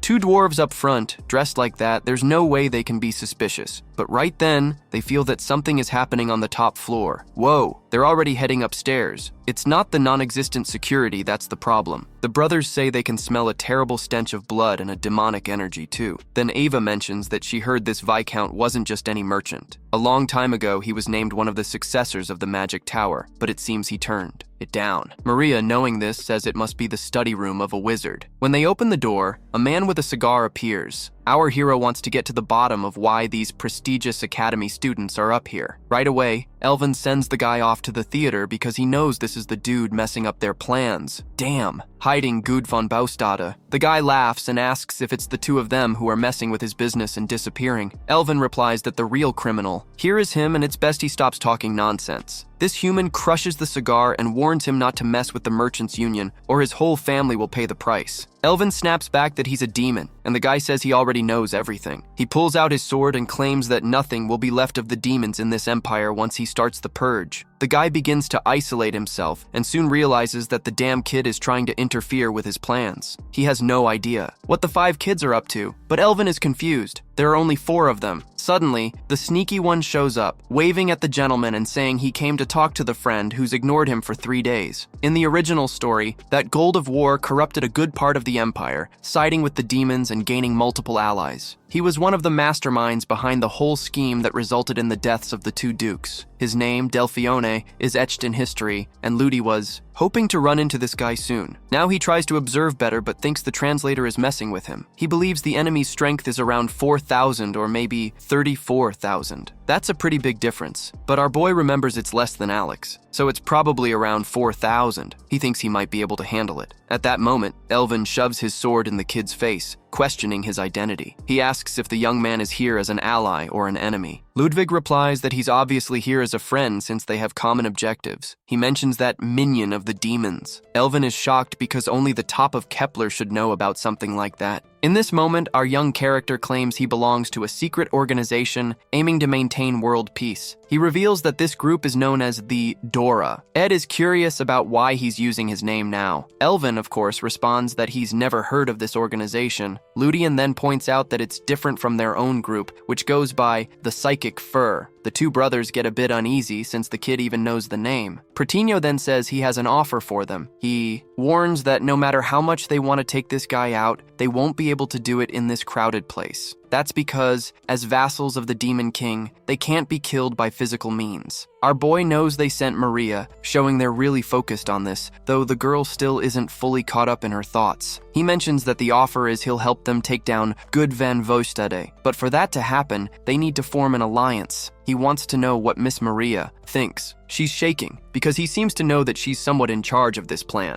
He had already been tracking her without realizing it. He knew who the leader was, he knew the name, he knew everything. So she refuses the guy, warning she wouldn't make a deal with someone as shady as him. It's best he forget about that alliance because she's not about to let him leave without answers. She tells him that once they deal with good, he's next on the list. Then, the cute little system over there raises its hand saying it's alright, they'll be waiting. Looks like this incident is part of the story too. Lud thinks it's strange that the brothers are willing to go along with this. At that moment, the villain finally asks if they're done talking. They'd better bring everything they've got because otherwise it'll be them who won't walk away alive. With that said, he announces that the festival is starting and launches an attack towards Maria, pulling something from inside her and thrusting a dirty fist forward. Suddenly, the area starts to warp, and in the blink of an eye, they find themselves in a desert. Good comments that he never expected an artifact capable of interfering with reality to be in the hands of someone like her. However, a change of scenery won't make a difference for kids like them. The guy was already using demonic energy, and they realize he's not hiding anything anymore. A bunch of dark circles appear, and creatures start emerging from them. In that moment, they realize that this jerk is actually a summoner, which explains why he didn't seem that strong. He then transforms, declaring that they can't take him down in this body. Ludian knows the issue isn't just his appearance changing, but rather the fact that his power is escalating. He thought it was way too easy compared to Alex, but now everything makes sense. The guy had already leveled up to 12,000, and Good says they're going to pay for poking the hornet's nest. Maria warns them to be careful. This guy they thought was just some random minion is actually stronger than most noble demons, and now a whole swarm of monsters is heading their way. He reaches out, activating a golden magic, looking a bit surprised. A barrier forms, and any creature that touches it is instantly killed. He remarks that he likes being confused. The woman has the same mana as an average person, so how is this possible? Maria asks if he really hadn't noticed, while the Jedi recalls that this girl was actually the final boss of one of the last chapters. At that moment, he couldn't even see her current power. Whoa. The moment she threatened them, she really held some weight. She was feared. With that, the situation got even messier. Our hero notices that her title was Golden, Empress. He realizes things are weird, because this isn't the kind of power a mere human should have. On the other hand, the girl was flying and claiming he was going to die, and he couldn't believe it, feeling like her arms were telling him the result wouldn't change. So our heroic protagonist calls for the minions and orders them to take her down, but the creatures hesitate. At that moment, he starts to wonder if he's seeing things. A gigantic form began to appear above her hands. He asks her to stop, saying they could strike a deal. He offers her any and all influence in the underworld. He claims he could negotiate a treaty between her and her master if she wanted. He was even willing to give up his shares in a merchant group. However, she just laughs, saying he's interesting as she starts to lower her finger. Man, it looked like she had sent someone, a stone lady attacking the monsters. He realizes her title was also Queen of Physics. And hey, the system was watching all of this unfold. He knew he needed this ally. The monster was completely overwhelmed. Elvin celebrates, declaring it dead. However, this joy deceives Amanda. He would never say such words. It was good. So he glances to see if the guy really had died. Instead of cursing, the little green guy replies that it's obvious he died. No demon would survive. Well, clearly not. The guy charged forward, destroying the ground. When Maria looks again, a slime begins to form a new demon. God then comments that her power is interesting, but it's not enough to kill him. Maria laughs, saying that, yeah, in this situation she should have prepared a bit more. But just because she can't finish him off with that body doesn't mean there aren't other methods. She uses magic and psychic techniques to make the whole body convulse. She says all she needs to do is destroy it until the spirit trapped inside breaks too. The human is agonizing, screaming desperately, while the devil just watches, thinking it would have been better to have died already. But even after all the suffering, he gets back up, still claiming that if his prediction is right, her time will run out soon. He believes she's running low on energy from the artifact. Manipulating space like she does isn't easy, and man, he hit the nail on the head. Her artifact really did look like it was on its last legs. He mentions that as soon as the master finds out about this, he'll intervene, and then it'll be their end. The worst part is that Maria knows it's true. If the guy who hired her shows up, she won't be able to move forward. That's when someone asks if they need him to get involved. Obviously, it's that little troublemaker over there, all geared up. So he suggests that maybe a chat between them could be a good idea. Again, he's already warned her that she wouldn't be able to kill that damn Maria. She insists that she doesn't want any alliance with him. So he replies that's fine, he'll drop the idea of an alliance, but suggests other conditions like she can't do any physical harm to him. He thought he'd ask for more, but just mentions that he knows she must have a way to get rid of that guy. However, he has an easier way. She agrees, saying that's all good. She'll listen to him after she sees what he's capable of, but it's a good thing because he needs to be ready to talk when the time comes. Our boy steps forward, calling out to the demon. He says that dealing with a low-rank demon that will be easy. The monster was all twisted up, glaring, until John shows up. He lunges at it and plunges the sword into the demon's chest. Goody tells him to stop being an idiot, that there's no such thing as giving up. Then, the demon's energy starts getting absorbed, and the protagonist says that its regeneration is going to be kind of neutralized for a while the sword absorbs it. He asks where all that confidence went. Maria's kind of puzzled about how this is possible. He comments that it's part of the game. You know, that even though it's tough, almost impossible to break an immortality contract, it depends on the demon's rank. The thing is, the devil is a recognized demon among the 7 deadly sins and one of the strongest that's ever reached the top. When immortality is neutralized, regeneration goes out the window too. The guy says that's impossible, but our dude just smiles, confidently saying it is possible. A circle appears, energy expands, and the chapter wraps up. Next, the story talks about a guy who got eliminated from the competition to become one of the counts. He went down the path of magic to own the, next magic tower. But at some point, his growth stalled, and he got kicked out of the succession line. A demon offered him power, tempting him after he'd already failed twice in life, and it was tough to resist. In the end, he became one of the Demon King's puppets, but now he's disappeared. Our protector knows it's tough when you hit a wall and can't see any progress, but that's no excuse to make deals with demons. His mana shot up to 26, which is way less than before. But at that moment, curious as she was, she wanted to know how he'd taken out the guy. Then, she spots that he has a demonic sword. He shows it off, saying, "It's just a little demon sword, what's the big deal? It's normal, everyone has one." Of course, she pointed out that there are a ton of problems. It's mind poison, he counters, saying he's fine, and she realizes that, in a way, that's true. He insists that if he really were a demon, our hero is still left wondering how he could have just killed a demon. The devil mentions that he's seen demons kill each other plenty of times, and it happens all the time, but that's not really a valid excuse. Looking at the whole situation, one of the brothers just shakes his head and decides to ignore what was said. Meanwhile,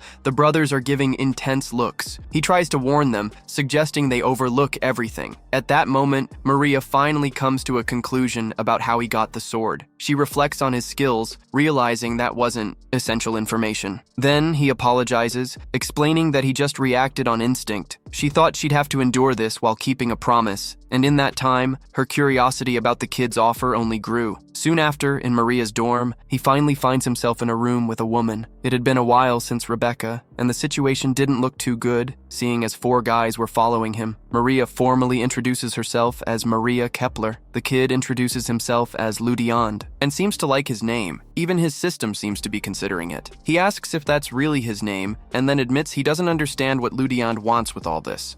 The quest for world peace with that group might seem like a strange idea, but he admits that what he did the day before was pretty impressive. Still, she had her doubts, because even among their group, Dora wasn't known. That name didn't ring a bell for them. Ludian explains that this is due to the size of the group, which consists only of elite individuals. Then, Maria stands up, visibly annoyed, and says that's fine. But the real question is, what's the benefit of forming an alliance with him? Meanwhile, he reflects, aware of the history, and realizes he has several benefits to offer. He starts documenting the various secret societies on the continent. Out of all that, Dora connects with just a few, and the reason they're interested in her is that, firstly, they're not evil. Secondly, they have a certain degree of influence. And thirdly, their goals align. In response, she says the first 2 points are obvious, but as for the third, he probably doesn't even know what her goal is. So how can he assume that? However, Ludian assures him she knows her goal. They want psychic magic to be recognized as one of the main types of magic. She thought her goal was much grander. Honestly, it feels pretty frustrating. She was impressed. He explains that it makes sense since she's been trying to eliminate the demons. She wanted to show the strength of psychic powers to the Imperial family, and it's true that not many people realize how deeply demons have infiltrated. Plus, he mentions that neighboring kingdoms are also crawling with demons. If someone looked into it, they'd see he's right. Maria questions if they're that embedded in society. He replies that it's obvious. Gude was one of the leaders of the merchant group, a guy who controlled over 20% of the routes. Of course, he wasn't doing it alone. An important detail is that he was just one of the pawns, meaning if a pawn can be a significant player, just imagine where the real ones are. Then he comments that one of the benefits of the alliance is that he will share the necessary information. Our guy starts gathering data on the demons. He does this without a care, Secondly, he plans to connect the Kepler family with high-ranking nobles. And thirdly, he's going to offer her ancestral knowledge. This proposal has her all fired up, to the point where she jumps up excitedly asking if it's true. Soon after, we see that White questioned whether this theory of psychic power is really worth anything, to which the protagonist replies that it is, explaining that everyone who studies this power, she's into this kind of thing, just like the original story. Her powers are unbeatable, but using them comes at an extreme cost. He goes on to explain that psychics can't come up with a solution for this because they lack the theory. This is a problem only the new generation can tackle. He knows Maria's going to be interested. Back in the present, he mentions that those at Adora have these texts and asks what she's going to do while she's there, running a marathon and shaking. The scene then shifts to the psychic's hideout in the Empire. Elvin asks if she's okay, but surrounded by stacks of papers, she just nods. Her brother complains that damn Diane is making things complicated. However, she counters that she couldn't turn down something like this. He wants to understand who this kid really is, but the girl insists he seems just plain ordinary. Literally, his story is that of any common person. Multiple records show he lived in the same place. Still, Noel retorts that this is absolutely impossible. A human who keeps their sanity while wielding a demon sword can't be considered normal. She agrees, especially since breaking the immortality power would require a sword with a high-rank demon core. Plus, she's curious about Adora's group. She wants to know who they are. They have all the psychic information, but still have no clue who they are. Her brother mentions that they just need to keep an eye on the kid, and they'll eventually figure out his identity. She agrees, but emphasizes that the most important part of the negotiation is what they'll get in return. If it's true, this could be a key piece. She turns, saying she'll talk to him tomorrow, but they'll sort it out on the way. However, they're curious about what kind of family our boy is going to introduce them to. Elvin says it's obvious. He's going to introduce them to the Nine of Scar from the city he came from. Meanwhile, Maria, fixing her hair, comments that they'll find out tomorrow. The next chapter starts with hat up on the pole. Meanwhile, our boy is waiting, wondering how he'll prepare for what the demons will do when they find out. Of course, the kid has disappeared. Plus, he wants to know why these two weirdos are always by his side. The kids just say it's Maria's orders. So that's that. Either way, he can't help but wonder what's going to happen around here, and off we go. He realizes he's got a lot to handle. Our hero asks if there is spies. They, on the other hand, say no. The truth is they're there to join the kid's faction, but he thinks that faction doesn't even exist. Meanwhile, he's aware of Karen and Scaper's family. He suspects there's some competition going on. If Karen saw this scene, she'd be none too pleased. So when the two show up and call out for Jean, they want to know who he's going to introduce them to. They just ask them to chill out since they'll meet later when they get there. Cut to a garden in the Imperial Palace. Luciana arrives and greets the prince. Nearby is Miss Kitrika, daughter of the Viscount. She also says hi to Luciana, who stands there unsure of what to do. The prince tells her to respond. Luciana comments that it's been a while since she's seen Miss Kitrika. The other confirms that yes, since the last event. Suddenly, Prince William mentions he's given her several missions and asks why she's visiting now. She says she came to share info about Good's disappearance. Immediately, the guy pulls a letter from his hand, claiming they're finally figuring out who hurt their parents. He tells Citrica not to worry because he's going straight to the root to uncover who the traitors are. He still doesn't get why Luciana seems so anxious, looking around nervously. Maybe it's because the prince is making her do all this just to please that Citrica girl. Who knows? Moving on, the scene shifts to the guild's information headquarters. The place is bustling with people. Maria asks if the person they need to find can only be reached through this place. He, a bit awkward, explains that they'll understand soon, but asks them not to name names around. She thinks that sounds like a good idea. In the meantime, they, the Pressa, are trying to locate the master of the Information Guild. The guy at the counter asks if he has an appointment. The two are surprised. He mentions the name Ludian. Right after that, the guy apologizes for not recognizing the esteemed visitors. The master was expecting them. Both are confused, not knowing who the master of the Information Guild is. Then someone mentions they've finally arrived. The two, stunned, wonder what she's doing behind the desk. Who was it? Lucilla. It all starts with this little firecracker. She might look a bit silly, but she's dangerous in many ways. As we saw a little earlier when Ludian arrived, she came all dressed up, fixing her hair and turning around, tossing her hip to show she's happy to see that he's okay. She asks how the dorm is. He responds, all bright, that it's great.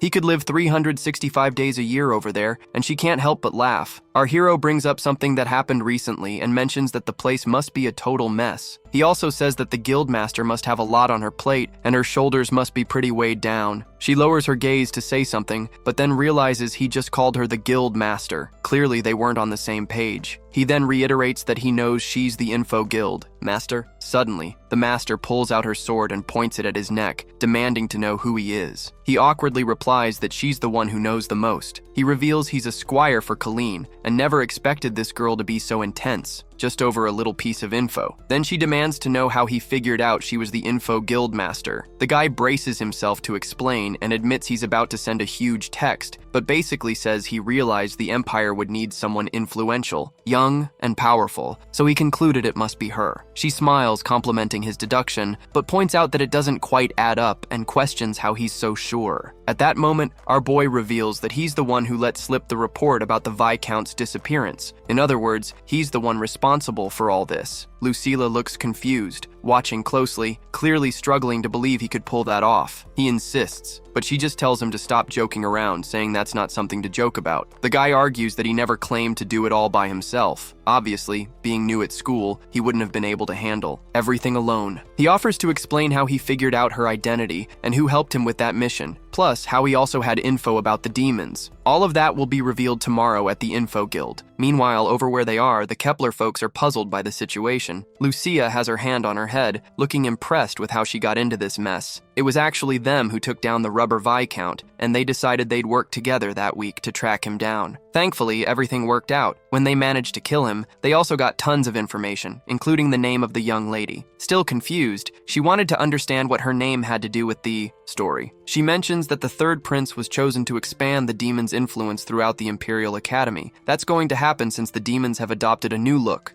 It looked like they were draining the prince's energy, and the protagonist sensed something strange was going on. The dark energy seemed to plant gloomy thoughts in his mind. From what he could gather, Lucia seems destined to marry this prince. However, in the original story, when Lucia gets caught up in all of this, she loses the marriage that was supposed to take place. The prince, on the other hand, ends up marrying someone else. Then, he mentions that all of this info was uncovered by an amazing trio. The situation is as confusing for Luciella as it is for him, but he tries to keep up. She believes the story makes sense, but there are some bizarre parts. How did they manage to find the demons when even the Information Guild was struggling? And besides that, how did they deal with that guy's power? Ludian states that the answer isn't with him. At this moment, Maria, full of confidence, steps forward while Ludian watches their interaction. She reveals that she was part of the, psychic group. Luciana, on the other hand, seems a bit lost in this conversation, not even aware that this group existed. The Information Guild might be on borrowed time. Maria clarifies that there isn't much information since her group is pretty basic, just a bunch of people who are into psychic magic, making things even more confusing. Meanwhile, a blue-haired person continues to look lost, while the green-haired one showcases his power. This is the psychic power everyone knows, but with just a simple gesture, it can transform into something else. The wood dissolves, turning into stone. Lucia can't hide her fascination. She knew such powers existed, but not at this impressive level. Lucia holds out the Pedro and greets them. She admits she's amazed, never imagined witnessing fairy tale power in real life. However, she still needs to figure out why they're there. They only shared information. What they really want is to trick her. The three of them kneel down and beg for her to sponsor them. Sometime later, she gets ready to head back and realizes they asked for her psychic power to be recognized as something magical. Also, they promise to support her with their combined strengths. Our guy observes and thinks that would be more effective in fighting the demons. Luciella looks out at the horizon, reflecting that she has nothing to lose. The demons are infiltrating the capital, and now she has a power that could take them down. It's practically fallen right into her lap.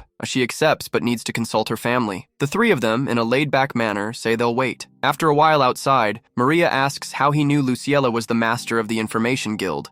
Dora mentions something about the reality between her contacts. Oh, the sly one acts all smart, and reveals that these questions can't be answered. Their alliance is keeping their cards close to the chest, especially since he's the only one with a trick up his sleeve. In all this chaos, will he be able to keep the secret? And what's next? Stay tuned. He explains that they can't be let in on something like this, but to get everyone pumped up, our hero suggests they keep an eye out. He assures them that the Empire will recognize the psychic power that will be one of the cornerstones of this place. Meanwhile, Maria is tidying up her hair. She wants to know why he's going to such lengths for them. The rascal says he doesn't want to see them living in the shadows. He tells them they should follow the path they truly want, or else they'll end up finding ruin, and he doesn't want that cruel fate for them. Both of them are confused about all of this. The The boy talks like he knows the future, but the truth is way more straightforward. He reveals that his favorite character was Maria Kepler. None other than her. The catch is, in the story, she dies on the protagonist's team, and he wanted to change that. But at night, a carriage rolls in. Someone is wondering who's behind all this, acting from the shadows. A woman asks if Siri knows who the smoke demon in the carriage is. She says she has no information. Looks like they got some intel from someone named Rowan, and maybe that connects to everything. The woman thinks it's ridiculous, this whole body thing or the old dude who died. She doesn't buy into the story about the mana powers of the people found around the edges of the Empire. Mana power. Huh? That's theoretically the power our boy picked up in the first dungeon. He found the network, and the crazy lady was laughing, saying if no one got any information, it was either because they used a magic artifact or psychic magic. She tells them to take out anyone who could have been involved and get the info. Obviously, we know who she is, right? The girl with the ribbon, the pesky one, Citra, who's just wreaking havoc on the poor prince. Sometime later at the training ground, our guy knows he has 5 years to get ready before the real story kicks off. Until then, he needs to reach the level of a swordmaster. The guys pass by and tell him he shouldn't train so hard, that he should take a break and hit the club. He's thinking even the folks in this region were decent. He thought all nobles were trash, just like Colleen. He figured Colleen would stick around for the whole story, but the kid got to the academy and hasn't heard a peep since, except for our boy who's definitely not a chump. He realizes they're treating him well because Lucia is backing him up on this. The broccoli is calling for our boy, who has been saying he trains a lot. He's there wondering why the hell that guy showed up. Did Maria send a message? Someone else chimes in, saying they heard about the duel he had with Karen and that he used mana. He mentioned that apparently there's always a spy around, since the guy says no. He got that info from Karen, and to sweeten her up, he bought her a big ice cream. She spilled the beans about the duel, which is exactly what he did. Besides that, our hero soon realized he had misunderstood everything. He and Karen aren't enemies at all. They've known each other since childhood. Not only that, but they even promised to marry each other. However, things got weird when they started chasing the same position. Apparently, there was a fallout. That's when he decided to team up with Maria, right? As the disciple of the Swordmaster, he would help her build her empire. But if he could become a supporter of the Elfioni house, he wouldn't need to become the Swordmaster. Ludian wonders why this guy is spilling all this. Isn't he a bit curious? Elvo then comments that the kid seems odd, has terrible swordsmanship, and doesn't even know how to act in a duel. But still, there's something about him that seems impossible, and there he is, shoving a big sword in our boy's face. The next chapter started, and I still miss Rebecca. Maria shows up, and someone asks if they've talked about the name Dora. They couldn't trust one person because their motives weren't clear. Maria said the psychic power theory they had presented was legit. All the researchers agreed it was a theory far beyond theirs, from a much more advanced time. Her dad acknowledged her point, but added that all those seeking world peace don't last until the end. She better not forget that no one in 1,000 years has achieved something like that in the Empire. That's Matthias Kepler, her dad, reminding her that there's no record of the stuff she presented either. That's even more suspicious. She said she knows, but remembers the boy's smile and feels healed. She argues that the kid wasn't fake. With that, she confronts her dad, saying the boy held up his end of the deal, so she has to honor hers, even if he's a wicked boy. Her dad says it's fine since she's so motivated, right? She can deal with this organization business. Then Dora, her mom, comments something about them, using something called the green world, which is making everything seem a bit fishy.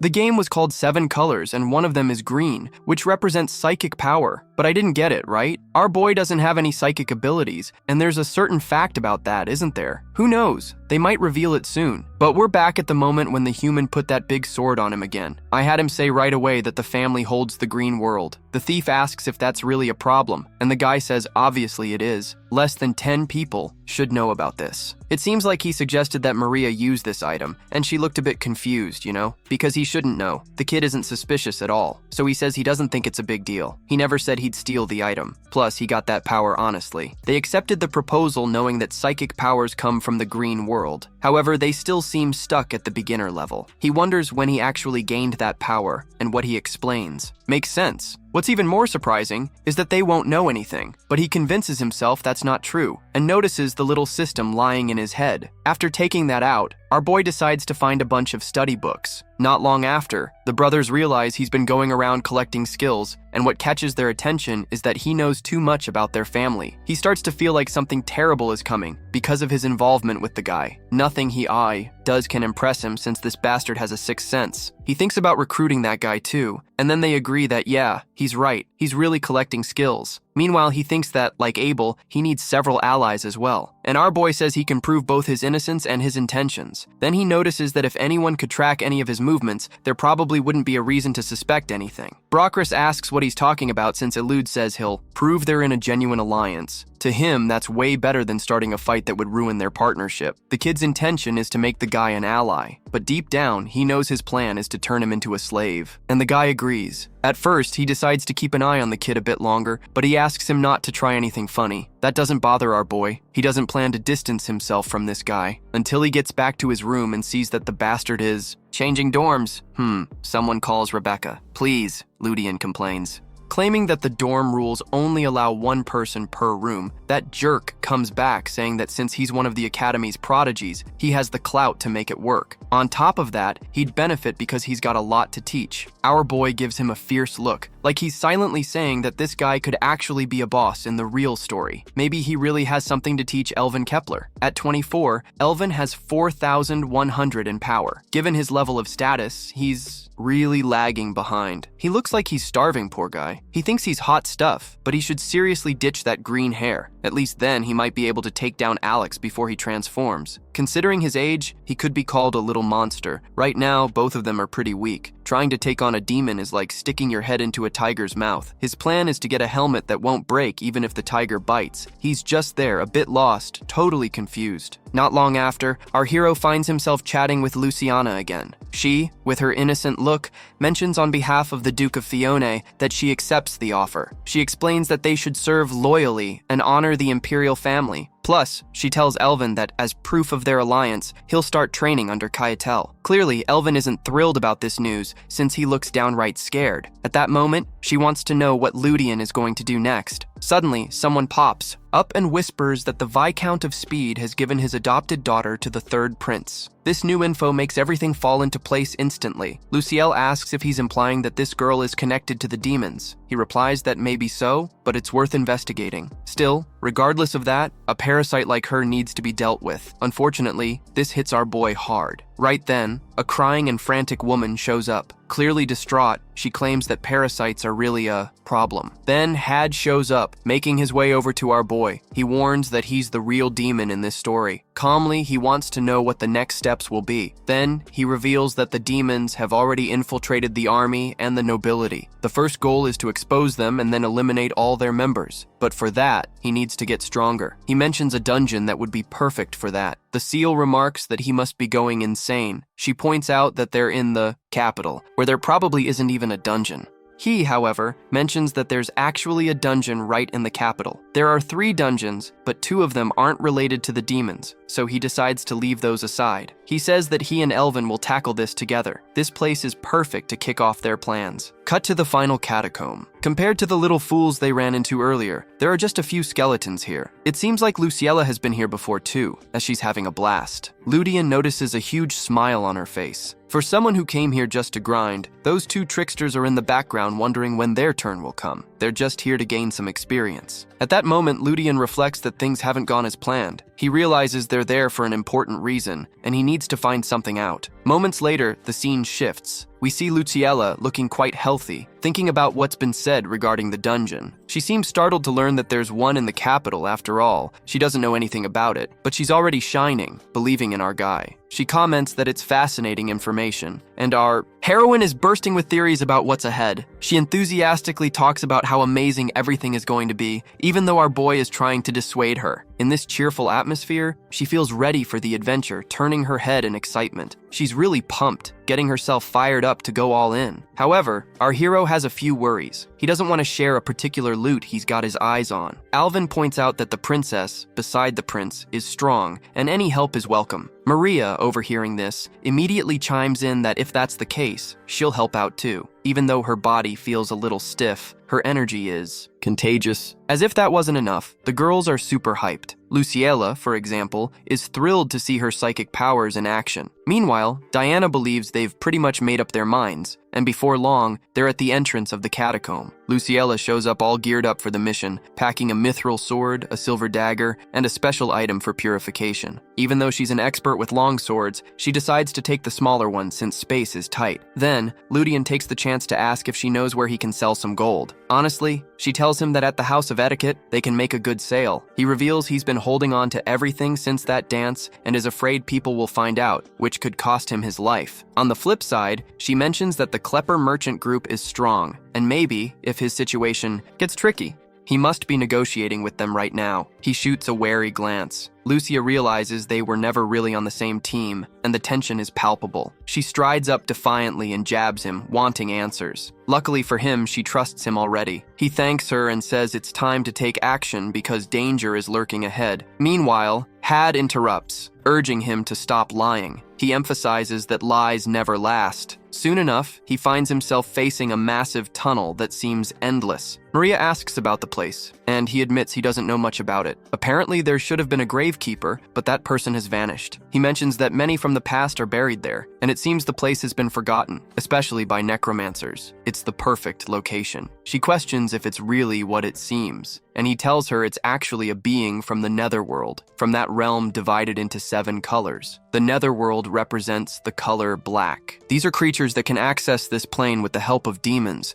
Their plan is to resurrect the dead to gain more power. Lucia remarks that he's crazy for wanting to venture here, just him and Elvin. He insists it's not that hard, and they'll figure it out together. Lucia scoffs and heads out first, saying she's excited, and everyone agrees it's time to move forward. Soon, we see her confronting the monsters. The creatures don't stand a chance as they scream about seeking revenge. Yet, she smiles while tearing one of their throats, a brutal act. These monsters have 3,000 combat points, and she handles them effortlessly, dispatching the creatures with ease. Still, it was clear she was sweating, reflecting the intensity of the fight. She even comments how the place seems to help alleviate her stress. The protagonist, for his part, starts to feel relaxed too. All he has to do is watch her. However, there's one big issue. The sheer number of creatures in that place is insane. Lucia expresses that she's not a fan of spots like this, believing that quantity beats quality here, and this situation is getting boring. Then Maria says it's okay, and offers to clear the way, since there isn't much worth keeping alive there anyway. With a flick of her wrist, all the monsters dissolve. Lucia praises her, saying her power seems magical. The other one, more nonchalant, brushes it off as nothing special. As for the protagonist, he realizes he hasn't done much at all. Soon, he's thinking the two of them will end up with all the rewards. Still, he doesn't care about most of them, but there's one thing he can't afford to lose. He's mentioned it 3 times already. Suddenly, a terrifying sound echoes through the cave.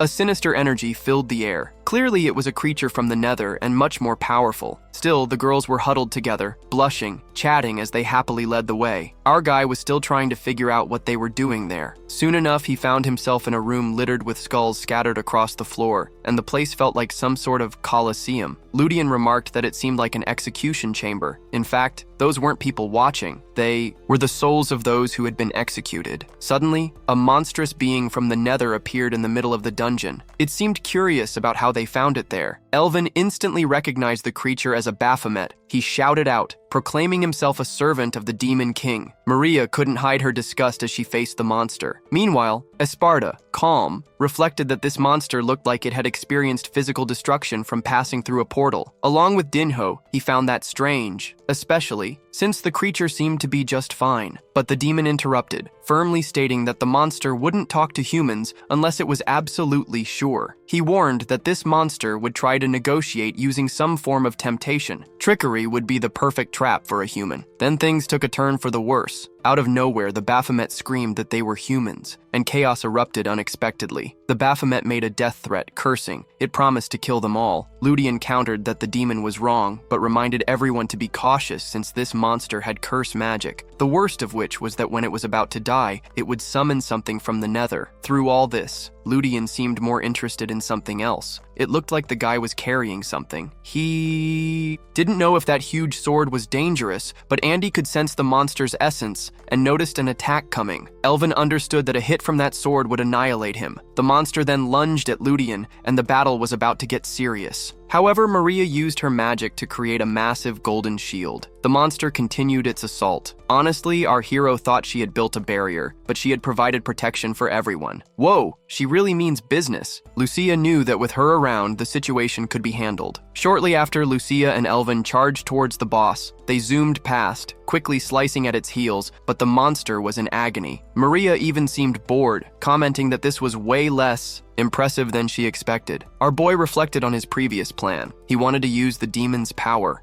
But now, with so many people around, that wouldn't even be necessary, until he realizes that the creature actually had a combat power of 113,000. Oh wait, hold up. That's 100,000 more than him since most of his stats were nerfed after crossing the portal. Maria then notices and comments that this monster seemed to have some kind of restriction, which made her feel like it was hiding something. Maybe that strange black crystal floating in the air. This catches Ludian off guard. He wasn't sensing any mana or spiritual energy coming from it, but Maria said they could just destroy it and figure out what it was afterward. The brawl continues with the creature attacking Elvin, while Lucia walks by saying she wanted to bring Delica, thinking that it was her sword. Ludian was here just like a fool, naming the sword just like him. But enough of this chit-chat. He decides to join the fight and charges in. The devil tells him to stab the blade into its eye. Hard to absorb some energy, but once again, a strike to the heel. Man, these kids keep pulling that move. The monster slashes, but seems to miss as the elf dodges back and forth. Baphomet is getting fed up. He knows these kids shouldn't stand a chance and lets out a roar,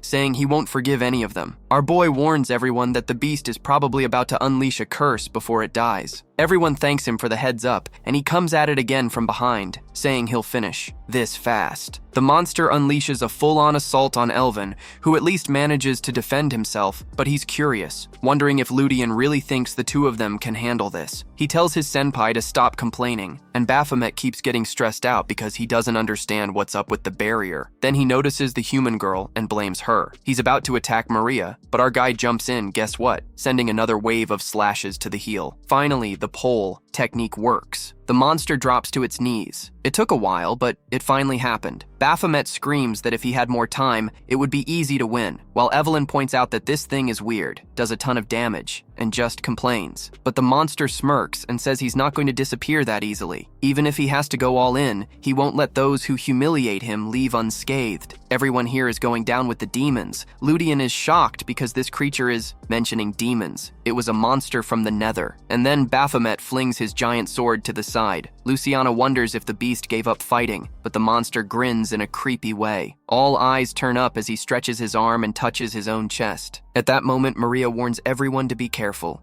She explains that that monster took its own life. It did this to remove its restrictions. Therefore, it shouldn't work, right? When you take a life, you die. But there must be some greater power behind that. At this moment, it raises energy all around and unleashes it, while the creature screams, offering up its whole life and mana. It calls out to the gods not to ignore it. This plea comes from this goat. It literally refers to it as a goat. It cries out to the gods beyond the stars, and once again, it all seems pointless. Confused about what the monster is saying, those monsters beyond the stars are galactic beings that appear in the 3rd chapter of the story. But why does Baphomet have any connection with these beings? It would be even worse if it could summon them. The sphere in the middle of the room starts to rise higher, pulling in energy. Ludian realizes he made a mistake. The devil, in the form the creature's using, is pulling a trick since it can't actually summon anything. The king reveals something about gods that exist in other dimensions, which are hard to call. However, the alien gods exist in this dimension, so they're easier to summon. The problem is that these alien gods have no ties to this planet. If they come, all they can do is destroy. John realizes they're facing a serious issue since it's the first time the devil actually seems scared. Baphomet keeps screaming around while the group should be attacking, hitting it, doing something, but they just stand there, commenting on how terrifying this is. Finally, Maria decides to launch an attack, insisting that she can't let that orb stay there, but Ludian asks her to wait a little, to let him summon first. That way, he says, we'll have a good story. Messing with this now will cause a massive explosion. While Baphomet seems to be smiling, draining its energy, Maria, however sharp, says she doesn't have the power to deal with what's coming, but the idiot is acting like a hero, smiling at her and claiming that the continent won't fall so easily. She tells him to wake up to reality. It's not the time for him to give honest kid speeches. Still, he insists he'll engrave that word in the being's heart. He could have done that earlier, what a weirdo, but he really seems to want the creature to come and weaken that otherworldly being's energy. The devil responds that finally the kid recognizes his own greatness. He asks if Maria is ready, and she says yes. Then he leaves, saying he'll be back soon. He asks how long he'll have, and the devil informs him he'll have a maximum of 1 minute and 30 seconds. Ludian says that's fine, but 30 more seconds would really help. The sword starts to charge its aura.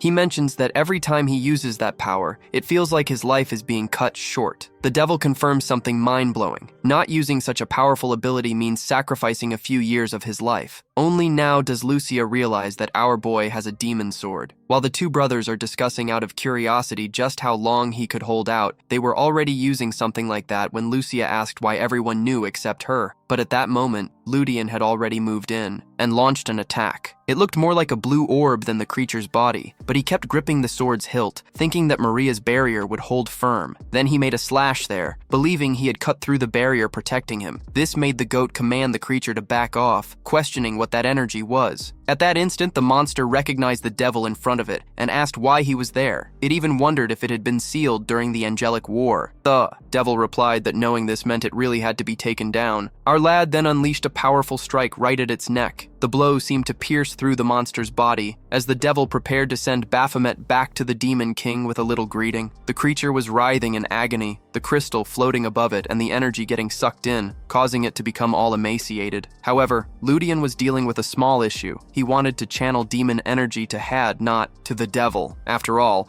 boosting that damn thing was a bit too risky. He absorbed so much that only dust was left. With that, the gigantic crystal in the sky fell to the ground and shattered. Ludian relaxed, thinking it was all over, but the devil asserted that it wasn't quite like that. There was still something else lurking. Everyone looked up, wondering what it could be. A cyclops appeared, or better yet, a three-headed one, with arms covered in eyes. Even Ludian, who had knowledge of the future, didn't know what that was. In the expansion of space creatures, they were like tribes. None of them had truly formed yet. The devil then stated that this wasn't what the goat wanted. What it really desired was something far more dangerous. Ludian knew they were screwed, but what could he do? The beast seemed to shrink down until it was right in front of them, starting to say a lot of things, but in a way that made no sense. Neither Ludian nor our boy understood what it was saying. However, Ayad, who was there, pointed out that the creature didn't need to make those scared faces, unlike the others. He wasn't there to fight. Jean was impressed, but at that moment he also pointed out that Had looked kinda like an alien. It made sense that she got it. She asked for respect, saying that it was just cruel. She was an incredible AI, with multiple skills. So our guy asked the ADE to tell the creature to change into something more humanoid instead of that scary thing. Since the creature was from another world, it could see that the ADE was saying some pretty weird stuff. Then, she came back and said the creature mentioned that mimicking a human body was tough for it, since everything was so scaled down. Suddenly, the monster started to come down, saying that language was hard. It began transforming into something friendlier. She then called our boy the Chosen One, and the ADE Speedy. The two together made for quite an interesting pair, and that's why she decided to stick with him for now. We found this three-headed humanoid cyclops for those who have that sort of fetish. Meanwhile, the whole group was kind of confused. It was like he was being stared at, and Ludian had no clue what this crazy lady was talking about. The weirdest part was he didn't remember any god or alien creature with that name, Ivy. Then, the devil commented that he knew several gods who took part in the Celestial War, but he had no idea who she was. Besides, her stats were ridiculously high. He might even have to take a step back himself, or it wouldn't matter. Confused, the son, the devil, who is usually confident, looked scared, especially since she was from an alien world, not just the hetero world. The issue was that one move from her could wreck all the plans he'd been making. The devil then said it was good that she was so strong, because if she started causing chaos, the gods might have to step in. Obviously, that didn't exactly fill him with excitement, right? Not the best news. Then, Maria chimed in, saying that Crystal was probably acting as some sort of barrier or something like that. Plus, Baphomet was hiding out there too, so there might be a reason for that. When the Jedi found out this essence was the way to obtain the power of the dark energy, that's how Abel got it. When he broke the crystal, he thought he'd get what he was searching for there, but now everything had gone wrong and there wasn't much he could do. He then stepped aside and reached for Baphomet's sword, which fell right in front of him. He told it to shrink down, and as soon as it got small, he picked it up and handed it to Elvin. I really thought our boy was going to turn into that beloved Zero Scare.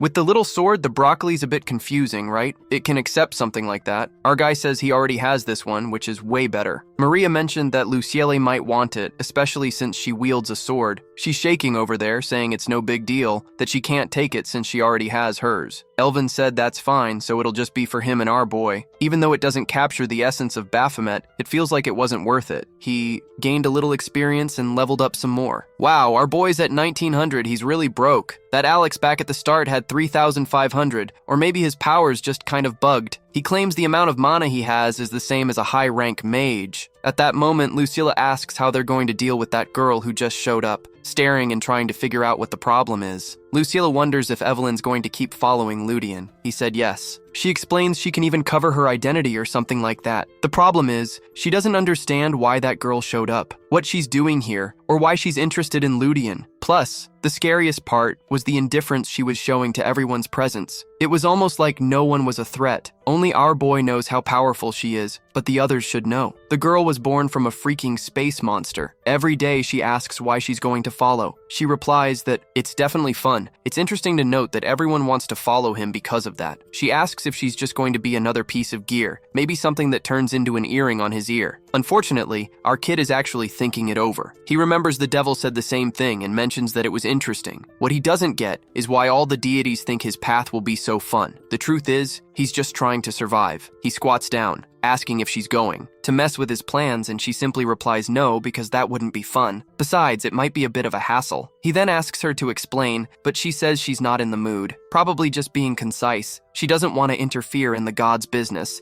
and doesn't want to mess up her own intervention either. So our boy starts giving orders. He says if she's going to follow him, she can't use her power at all. Everyone there agrees and comments that it's a good idea. Plus, she should absolutely hide her power so that no one knows she's around because he doesn't want another powerful person attracted by her strength. She gives a strange look and says fine. He mentions he has one last request. The scene shifts to the nobleman screaming, asking what's going on. A man crouching down apologizes to his master and explains that the Baphomet barrier was too powerful, and now it's hard to make sense of the situation. This man, who looks like a demon but is human, wants to know who's responsible, claiming that the documents came from Miss Luciele. However, he doesn't believe it and insists that the damned girl who smells like milk couldn't pull something like this off. For him, the biggest issue isn't even Baphomet's death, but that he died without them having any clue that someone was plotting to kill him. He starts tapping into his powers and says the outcome of Baphomet's death was supposed to destroy half the capital. They call that the damned plot of the gods. He asks when she'll deal with Lucile, the goddess of promiscuity. Now I'm scared. She looks like a drug dealer. What a mess is this? She just asks why it should be her fault since everything that damned Lucile does. Targets the third prince, not that woman. Sure, she was a hassle, but what's most important right now is figuring out who took out Baphomet along with her because obviously there's no way she could have handled that alone. He knows she had to be with someone, and the models agree, saying they urgently need to find out who's messing with their plans like this. He's boiling with rage because as soon as Baphomet recovers, they plan to take his power and then attack the city. She mentions it. Could have been intentional, but he disagrees, saying no way it's a coincidence. Nobody should know about this plan since they barely started taking action. Then, a model licks her lips, saying that up to now, she's let Luciele do whatever she wanted, acting like a rival in love, but now it looks like she'll have to deal with this situation. Thank God, there's going to be a cat fight, and they'll come out victorious. Look at the fierce one strutting around the school, and everyone's calling her, saying she was summoned by the Emperor because of an incident. Elvin comments to some guys that he barely arrived and he's already pretty popular because he said he's not really to blame, right? It's Luciele's fame, with all this chaos happening. Evan was sure he knew what was going on. However, it was time to start being careful, or they'd soon be killed by demons. On the flip side, he was curious to find out who the magician in contact with Bustad's daughter was. The city of Bustad was surrounded by two massive beasts as protection, and things were starting to get complicated because Ludian seemed eager to get involved. She had shown herself to be pretty strong. After all, the protagonist usually got along well with her, which had been obvious in the second chapter. For now, the plan was to take on the demons one by one. He was using the same tactics as them, making it easier to predict their moves. But there was one big question bothering our hero. How did they manage to open the demon portal? The first realm they conquered was Holland. However, the portal had initially opened in the Mauryan Empire. One thing he was sure of, no matter how they opened that portal, they still hadn't succeeded. If they had, they'd already be inside the Empire. It seemed like they were searching for something specific. At that moment, someone called him. It was Maria. She asked if he could spare some time for her. Surprised, he noticed that she looked healed, so he suggested they go grab a meal. Meanwhile, Ivy was by his side, and he offered to buy her an ice cream. Despite the situation, Maria seemed troubled. She confessed that she wanted to apologize. Curious, he asked why. She replied that during the dance of Baphomet, she felt she should have done more to help. She had promised to protect him, but felt like she hadn't lived up to that. He thought this was strange because if it weren't for her barrier, there surely wouldn't have been any survivors. Still, she wasn't satisfied. She felt that just helping wasn't enough. The girl's pride was shaken. Meanwhile, Eva was enjoying her ice cream. Our hero wondered, Maria really did seem a bit more stubborn. Despite the force they were up against, it was tough dealing with that demon that, through a slip-up, triggered an invocation out of nowhere. Ludia asked what she thought about their relationship. She got a bit flustered, and even though he said they were great buddies, she didn't seem convinced. He noticed that she was uncomfortable. She didn't like that label. She wanted to be more than that. So, he decided to ask if she didn't enjoy being a battle partner. She looked nervous, tugging at her hair. Ludia thought she might be shy, maybe because she'd never had partners like this before, but he was sure that wouldn't help her at all. He remembered that if she had gone all out, she could have taken down that being by herself. She was incredibly strong. He was sure of it and didn't hesitate to praise her, saying defeating Baphomet would be a piece of cake. She didn't seem excited, and when he called her arrogant, she looked shocked, but that only fueled the fire. Their emotions were running high. She was upset and felt that this attitude would only lead to her suffering. She realized she had never had anyone to call a friend and hoped to learn that she didn't have to carry all the responsibilities herself. Damn, this relationship was starting to get complicated. Ludian was throwing some philosophical talk at the girl, trying to get her to understand the situation. She became intrigued. The original story had its own challenges, and she was also known as the Lonely Princess. After all, this happened because she was taking care of the psychics all by herself. But honestly, managing is a strong word. It was more like a house of cards that could collapse at any moment. He asks if he can ask a question because during that fight against Gus Bielstadio, she didn't let the little yellow brothers join in. She explains that she preferred to handle it on her own. Ludi then reflects. He wants to know how long she plans to keep living like this, and if one day an enemy will show up that she can't defeat by herself. Even in that situation, she would want to deal with everything without anyone's help. Frotinia, as she's known, knows that this girl behaves this way, not because she's never encountered a strong enemy, but she's definitely gonna face one someday. He comments that he understands now. He's getting a moral lesson here. Meanwhile, she's just enjoying her ice cream. Finally, he decides to help and says they'll be buddies. It's not just when you're going through tough times. If you can't handle the enemies, I'll be here to help you out. The little red one, as he affectionately calls her, looks back at her. He remembers that in the real story, she had revealed a lot to the protagonist. He always wanted to be pampered. He wanted someone by his side to open up to. But even so, when he says he's there to be the buddy and support her however she needs, she's shaking. She tells him that his words touch her heart. Despite everything, she doesn't just want to be his buddy. She wishes to be more than that. Being friends feels too much like a friend zone to her. Guys, all this just for her to ask if they could be friends. And of course, that's totally cool. He's a bit red and her friendship is too, right? Just like a tomato, everything starts in friendship. Ludia mentions that this could evolve. She asks him to take care of her. Anyone remember Rebecca, right? Yeah, she could come back to stir up some drama between the two of them. A little competition for our boy. In the next chapter, Ludia reveals she's there not just to find comfort, but to feel even more motivated since she knows that once she's back home, she'll have to face all her problems again. Still, now she knows she can rely on our boy to vent whenever she's in trouble. He responds affirmatively, saying that's what friends are for. But then he jokes that he's not sure if he can really count on her skills. She's trying to process this and is about to explode with anger, thinking it seems like he wants to die. However, apparently, this makes her relax, remembering it's been a while since she had such a silly conversation. Then she turns and says the brothers are looking for her.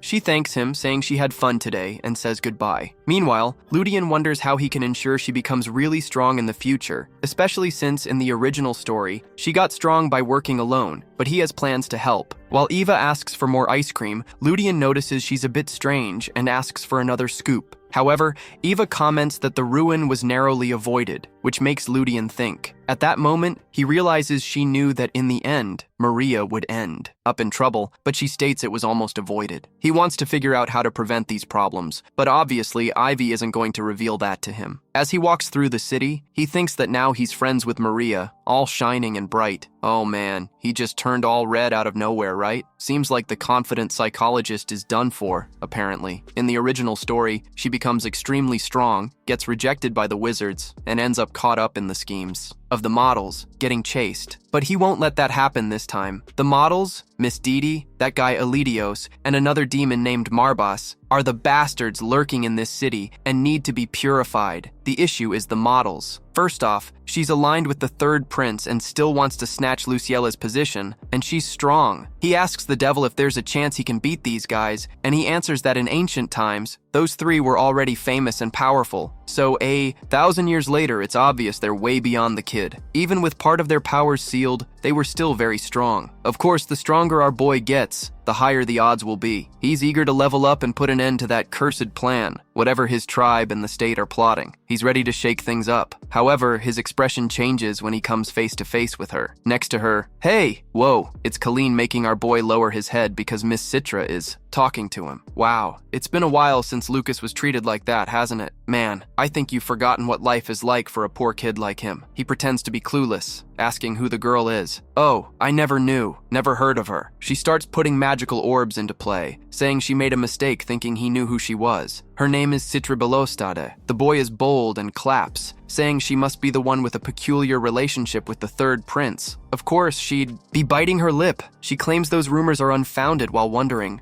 because that bastard has the guts to insult her in front of everyone, but he's going to play dumb since he's just some random nobody with not much to lose here. At that moment, Colleen and the guys are yelling, telling Ludian to respect the girl. This humor makes no sense at all, but our guy wants to know why Colleen is calling her our Citra, right? Like she's already taken over that whole group or something. What he's insecure about is whether the demons have already caught on to his involvement with all this. She comes over to tell our guy that she recently transferred, and now that Colleen is helping her get to know the place, he mentioned him. Colleen keeps bothering our kid, who's thinking that Colleen really seems to think he's above the authority of the Citra, so he's kind of trying to play the noble guy to win her over. Suddenly, though, the troublemaker gives him this wicked look, saying she really enjoyed the stories Colleen told, something about Mr. Ludian. It's an amazing job for conquering the dungeons around town. Our hero quickly realizes the situation just got complicated, and she's aware of it. She knows he was involved and refers to the destruction of Carla. The kid's visibly nervous and tries to cover it up, claiming he just helped Mr. Derek. He mentions that guy was the one responsible for the boss's death, did everything on his own. And to make sure Colleen isn't lying, he says it was thanks to the legendary Colleen's help. The protagonist mentions he had a chance to prove his worth. Definitely a story like that. Of course, Colleen agrees and reaffirms that yes, he actually did a lot more than Mr. Ludian. His Citra, on the other hand, seems a bit down and wonders if this kid is really nothing special. The boy is playing chess, but that troublemaker won't stop. She grabs his little hand and asks for a moment to talk, wanting to hear all of his little stories, but he's already made it clear he's not interested and says he's super busy. Meanwhile, the devil claims he's having fun. At that moment, Colleen grabs her hand and suggests she not pay attention. He has a lot of things to show her. Before she can protest, Lorena takes her away. At least that damn guy was useful for that. Meanwhile, John notices the woman starts to move. At that moment, Dee calls our guy. She mentions she's feeling something, one of the fragments he needs. One of his parts comes from that woman. This is something Ludian never even imagined. He remembers the time White talked about needing to collect various parts. Each one would make him stronger. He asks what that fragment is. The answer comes back. It's something called El Dorado Part 1. It seems to be ChatGPT or Gemini since it holds the most information about the past and other things. Deep down, he feels relieved. It didn't seem like it was a combat-related fragment, which would have made everything more complicated. Although it's not about combat, it contains info on all kinds of magic and war machines. Depending on how it's used, that information could even wipe out a planet or two. With that in mind, Ludian starts connecting the dots. Could this terminal be linked to the portal he opened in the Empire, considering it has such vast knowledge? Maybe this isn't just a coincidence. In that moment, he notes that he'll need to play around with these models. In the next chapter, Luciano informs the two about Sita's entry into the academy. It was impossible to prevent since the third prince himself insisted on it. To make matters worse, the Empire requested that she be protected and kept out of harm's way. Maria comments that it's a good thing they didn't ask Luciella to look after Citra, or that would be a huge problem. However, it's clear that this woman is there to cause some trouble for her. Luciella simply says that if this woman wants to try, she can go ahead. At that moment, Ludi walks in. He mentions that this is a good thing for them. This girl is Gus's only adopted daughter, which makes Arapi the only person currently uniting the association. He's wondering how to get close to her since she's always by the prince's side, but now the situation is perfect. It's their chance to take over over the association. The United Theories have a massive group with over 300 branches spread across the continent. This group controls 20% of the entire empire's logistics and holds vast wealth. However, Elvin points out that he sees two problems. First, he questions how they'll manage to take down such a huge group. Even if the Kepler family and the Delphioni family team up, he realizes they still can't match the power these guys have. Second, he wonders if Tita Belstad is really connected to the demons. Why would she enter the academy without a plan? Our guy, with all this in mind, is sure she left someone in her place, someone who would keep an eye on the Empire. Elvin believes they need to seize this opportunity. If she went there, it's because they need to change their plans. He understands that if they keep following conventional methods, it won't work. Plus, they need time to prepare. Elvin mentions that they'll probably have 2 or 3 months. He also notes that Gus's death might have had an impact.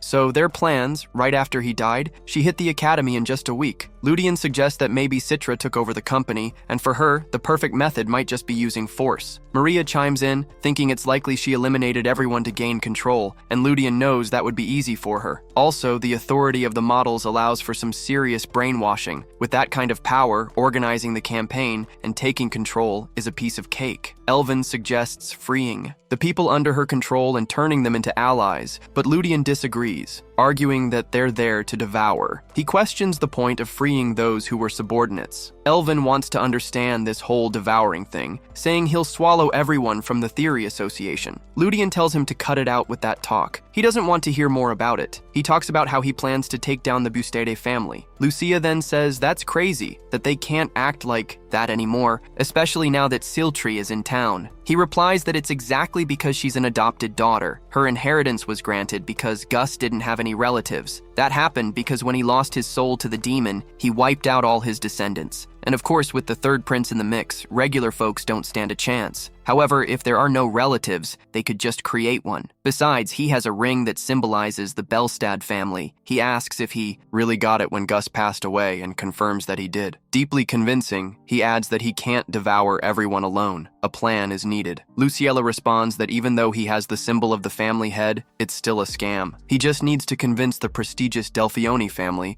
to verify its legitimacy. Now he asks what Luciella's decision will be. The crazy woman says it's good, and even Elvin seems surprised by the situation, expressing that he thinks the idea is kind of nuts. However, now she's motivated. She comments that they're going to take down this association. The newspapers are starting to break the news. I thought they'd use some random person, but someone reveals that they belong to Gus's old family. It's our own boy Ludian. Everyone's aware this is bound to cause chaos in the Empire, and the problem will arise if Jean really gets accepted. The third prince will definitely claim influence over Citra. The thing is, she won't have any power anymore. We've got the third prince, who I remember is Callum, that fool. He mentions that those Delphiones are overstepping. Sita suggests he just chill on the planet. She tells him to just relax. She promises she'll handle the situation. The producer wants to know what she's thinking since she mentions that she's going to talk to Ludian in person. It must be some kind of misunderstanding. They managed to sort this out easily, but she's already looked into our guy's past and is eager to take action. On the flip side, he's so interested in this family that maybe she'll offer him something, obviously after turning him into her servant, giving him some unexpected influence. Look at that girl, she's not all there. What a risk. Oh boy, he's in front of Lydia. He turns around and bolts. My dude, you ain't gonna handle this. She insists that they're family. He laughs because, let's be real, she's coming off a bit weird. She says everything's a mess right now, and this succession thing, they should be close, not fighting. He laughs again. Honestly, it's hilarious what she's considering, especially since they both want the same inheritance. Then she spreads her arms and declares that she could hand over leadership of the Biostad family if he wants it, but he'd have to promise to stick with her.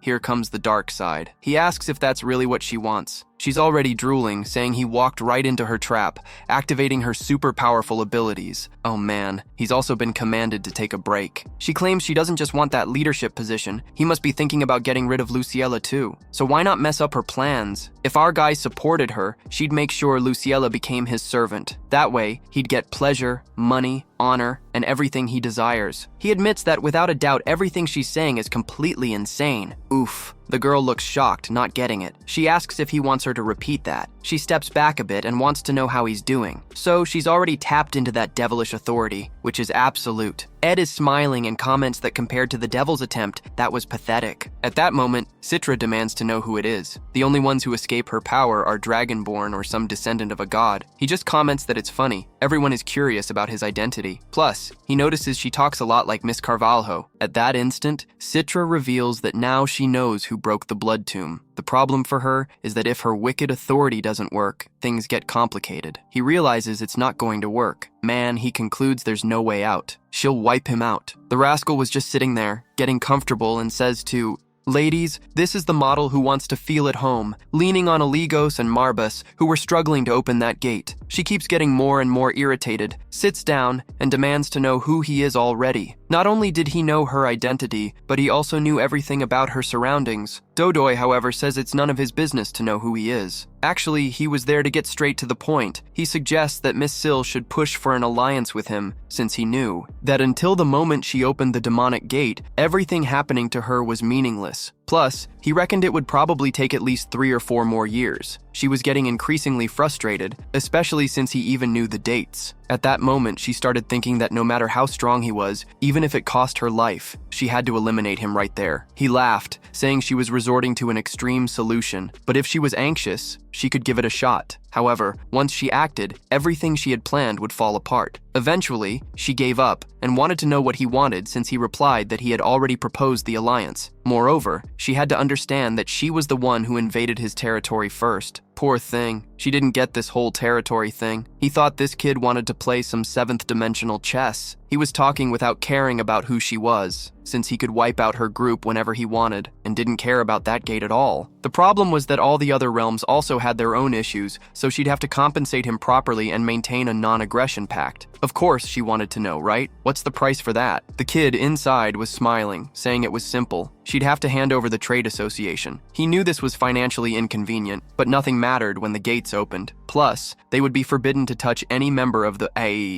Delphonia family. She asks if that's all, and he confirms, but says there's one more thing she should take care of. She better stop seducing Colleen because he was one of the kid's subordinates. Our boy didn't want to see his friend's life going to hell. Man, he was really going far for that damn blonde, huh? Our boy was a true friend, while that blonde wasn't. It's clear he must have been under the influence of the power, right? It's a power, and it's tough to resist, right, folks? Sita was all torn up, not sure whether to accept it or not. The problem was she had no idea what kind of being would have all that information. It wasn't something a human should get, and that guy was already imagining himself leaving his prey in the chair. Man, she wasn't going to have any choice but to accept it, and of course, there she goes saying it's fine, in the name of the goddess of mischief. The models accepted the terms. He laughs, and then she says there's one thing she won't accept. She had lost the third prince because she'd invested too much time in him. He replies that's fine, he doesn't care about that loser. Since that jerk abandoned Luciel, he couldn't care less about the guy. He then insists that the Defione and Scars aren't going to interfere with families. He also mentions that demons like to hide. She, on her part, assures him she won't interfere with anything he plans. This includes the academy. Of course, this only counts until the gates open. She then wants to know the name of his group. As you might expect, he replies that it's Oadora. She stands up and says she knows there are people watching, but his arrogance is going to cost him dearly one day. He asks her to stop being so aggressive because he might just feel like breaking this pact. She replies that now that the pact is made, he's the one who will suffer if he does anything like that. She seems pleased with the situation while he thinks about how his bluff actually paid off. Suddenly, White asks if he's really going to keep this non-aggression pact, and of course, he replies no. Demons and celestial beings need to stick to the pacts they make, but he's not even from this world. White gestures, saying that he really is a demon, and he just agrees. The scene shifts back to that demon from before. He asks if she's lost her mind. She tells him to shut up. She has no idea how, but he already knew their whole plan. He even knew the date the gate would open, and Marbus's involvement. Given that, they should know about the core. Then she realizes there's nothing more to be done, and tells him to close his legs because there's too much bulk there. She notices the models are carrying a weapon. Mr. Lydia looks scared, not because of her weapon, but because he knew everything. She assumes he might have some alien connection, or even be linked to God, but they can't stay still and let him do whatever he wants, especially knowing so much about them. They had no idea what this organization really was. The models, on the other hand, are scared. They say they have no idea how much power they possess, and if they're much stronger, the whole plan could go up in smoke. He replies that she made the pact, so he's not violating anything. She thinks he's a lunatic, but hey, that's fine as long as he puts some conditions in place. First off, he can't fight in the capital because, no matter how it turns out, the planet could end up destroyed. Secondly, if he loses, he'll be exiled. He gets scared, and she tells him that if he doesn't accept these terms, she'll talk to Marbus, and he'll be stuck until the gates open. The guy agrees to the terms. Then she storms out, saying he should just do what he wants, but those damn things are a sight for sore eyes. The scene cuts to Alviane's house, where someone is telling the royals that this is unacceptable and demands Lucilla be brought in. The third prince yells for everyone to calm down, saying he's crossing the line. Lucilla's dad shows up, telling him to stop the disrespect and that he needs to come in for a chat. The prince keeps cursing, wanting an explanation about Fiona's situation. Our hero realizes it's a good thing they have a solid relationship. He thinks that guy must be Vicente, who warns the fool that it's time to get ready to explain himself. Then he runs into Lucilla. She's back there, all smiles,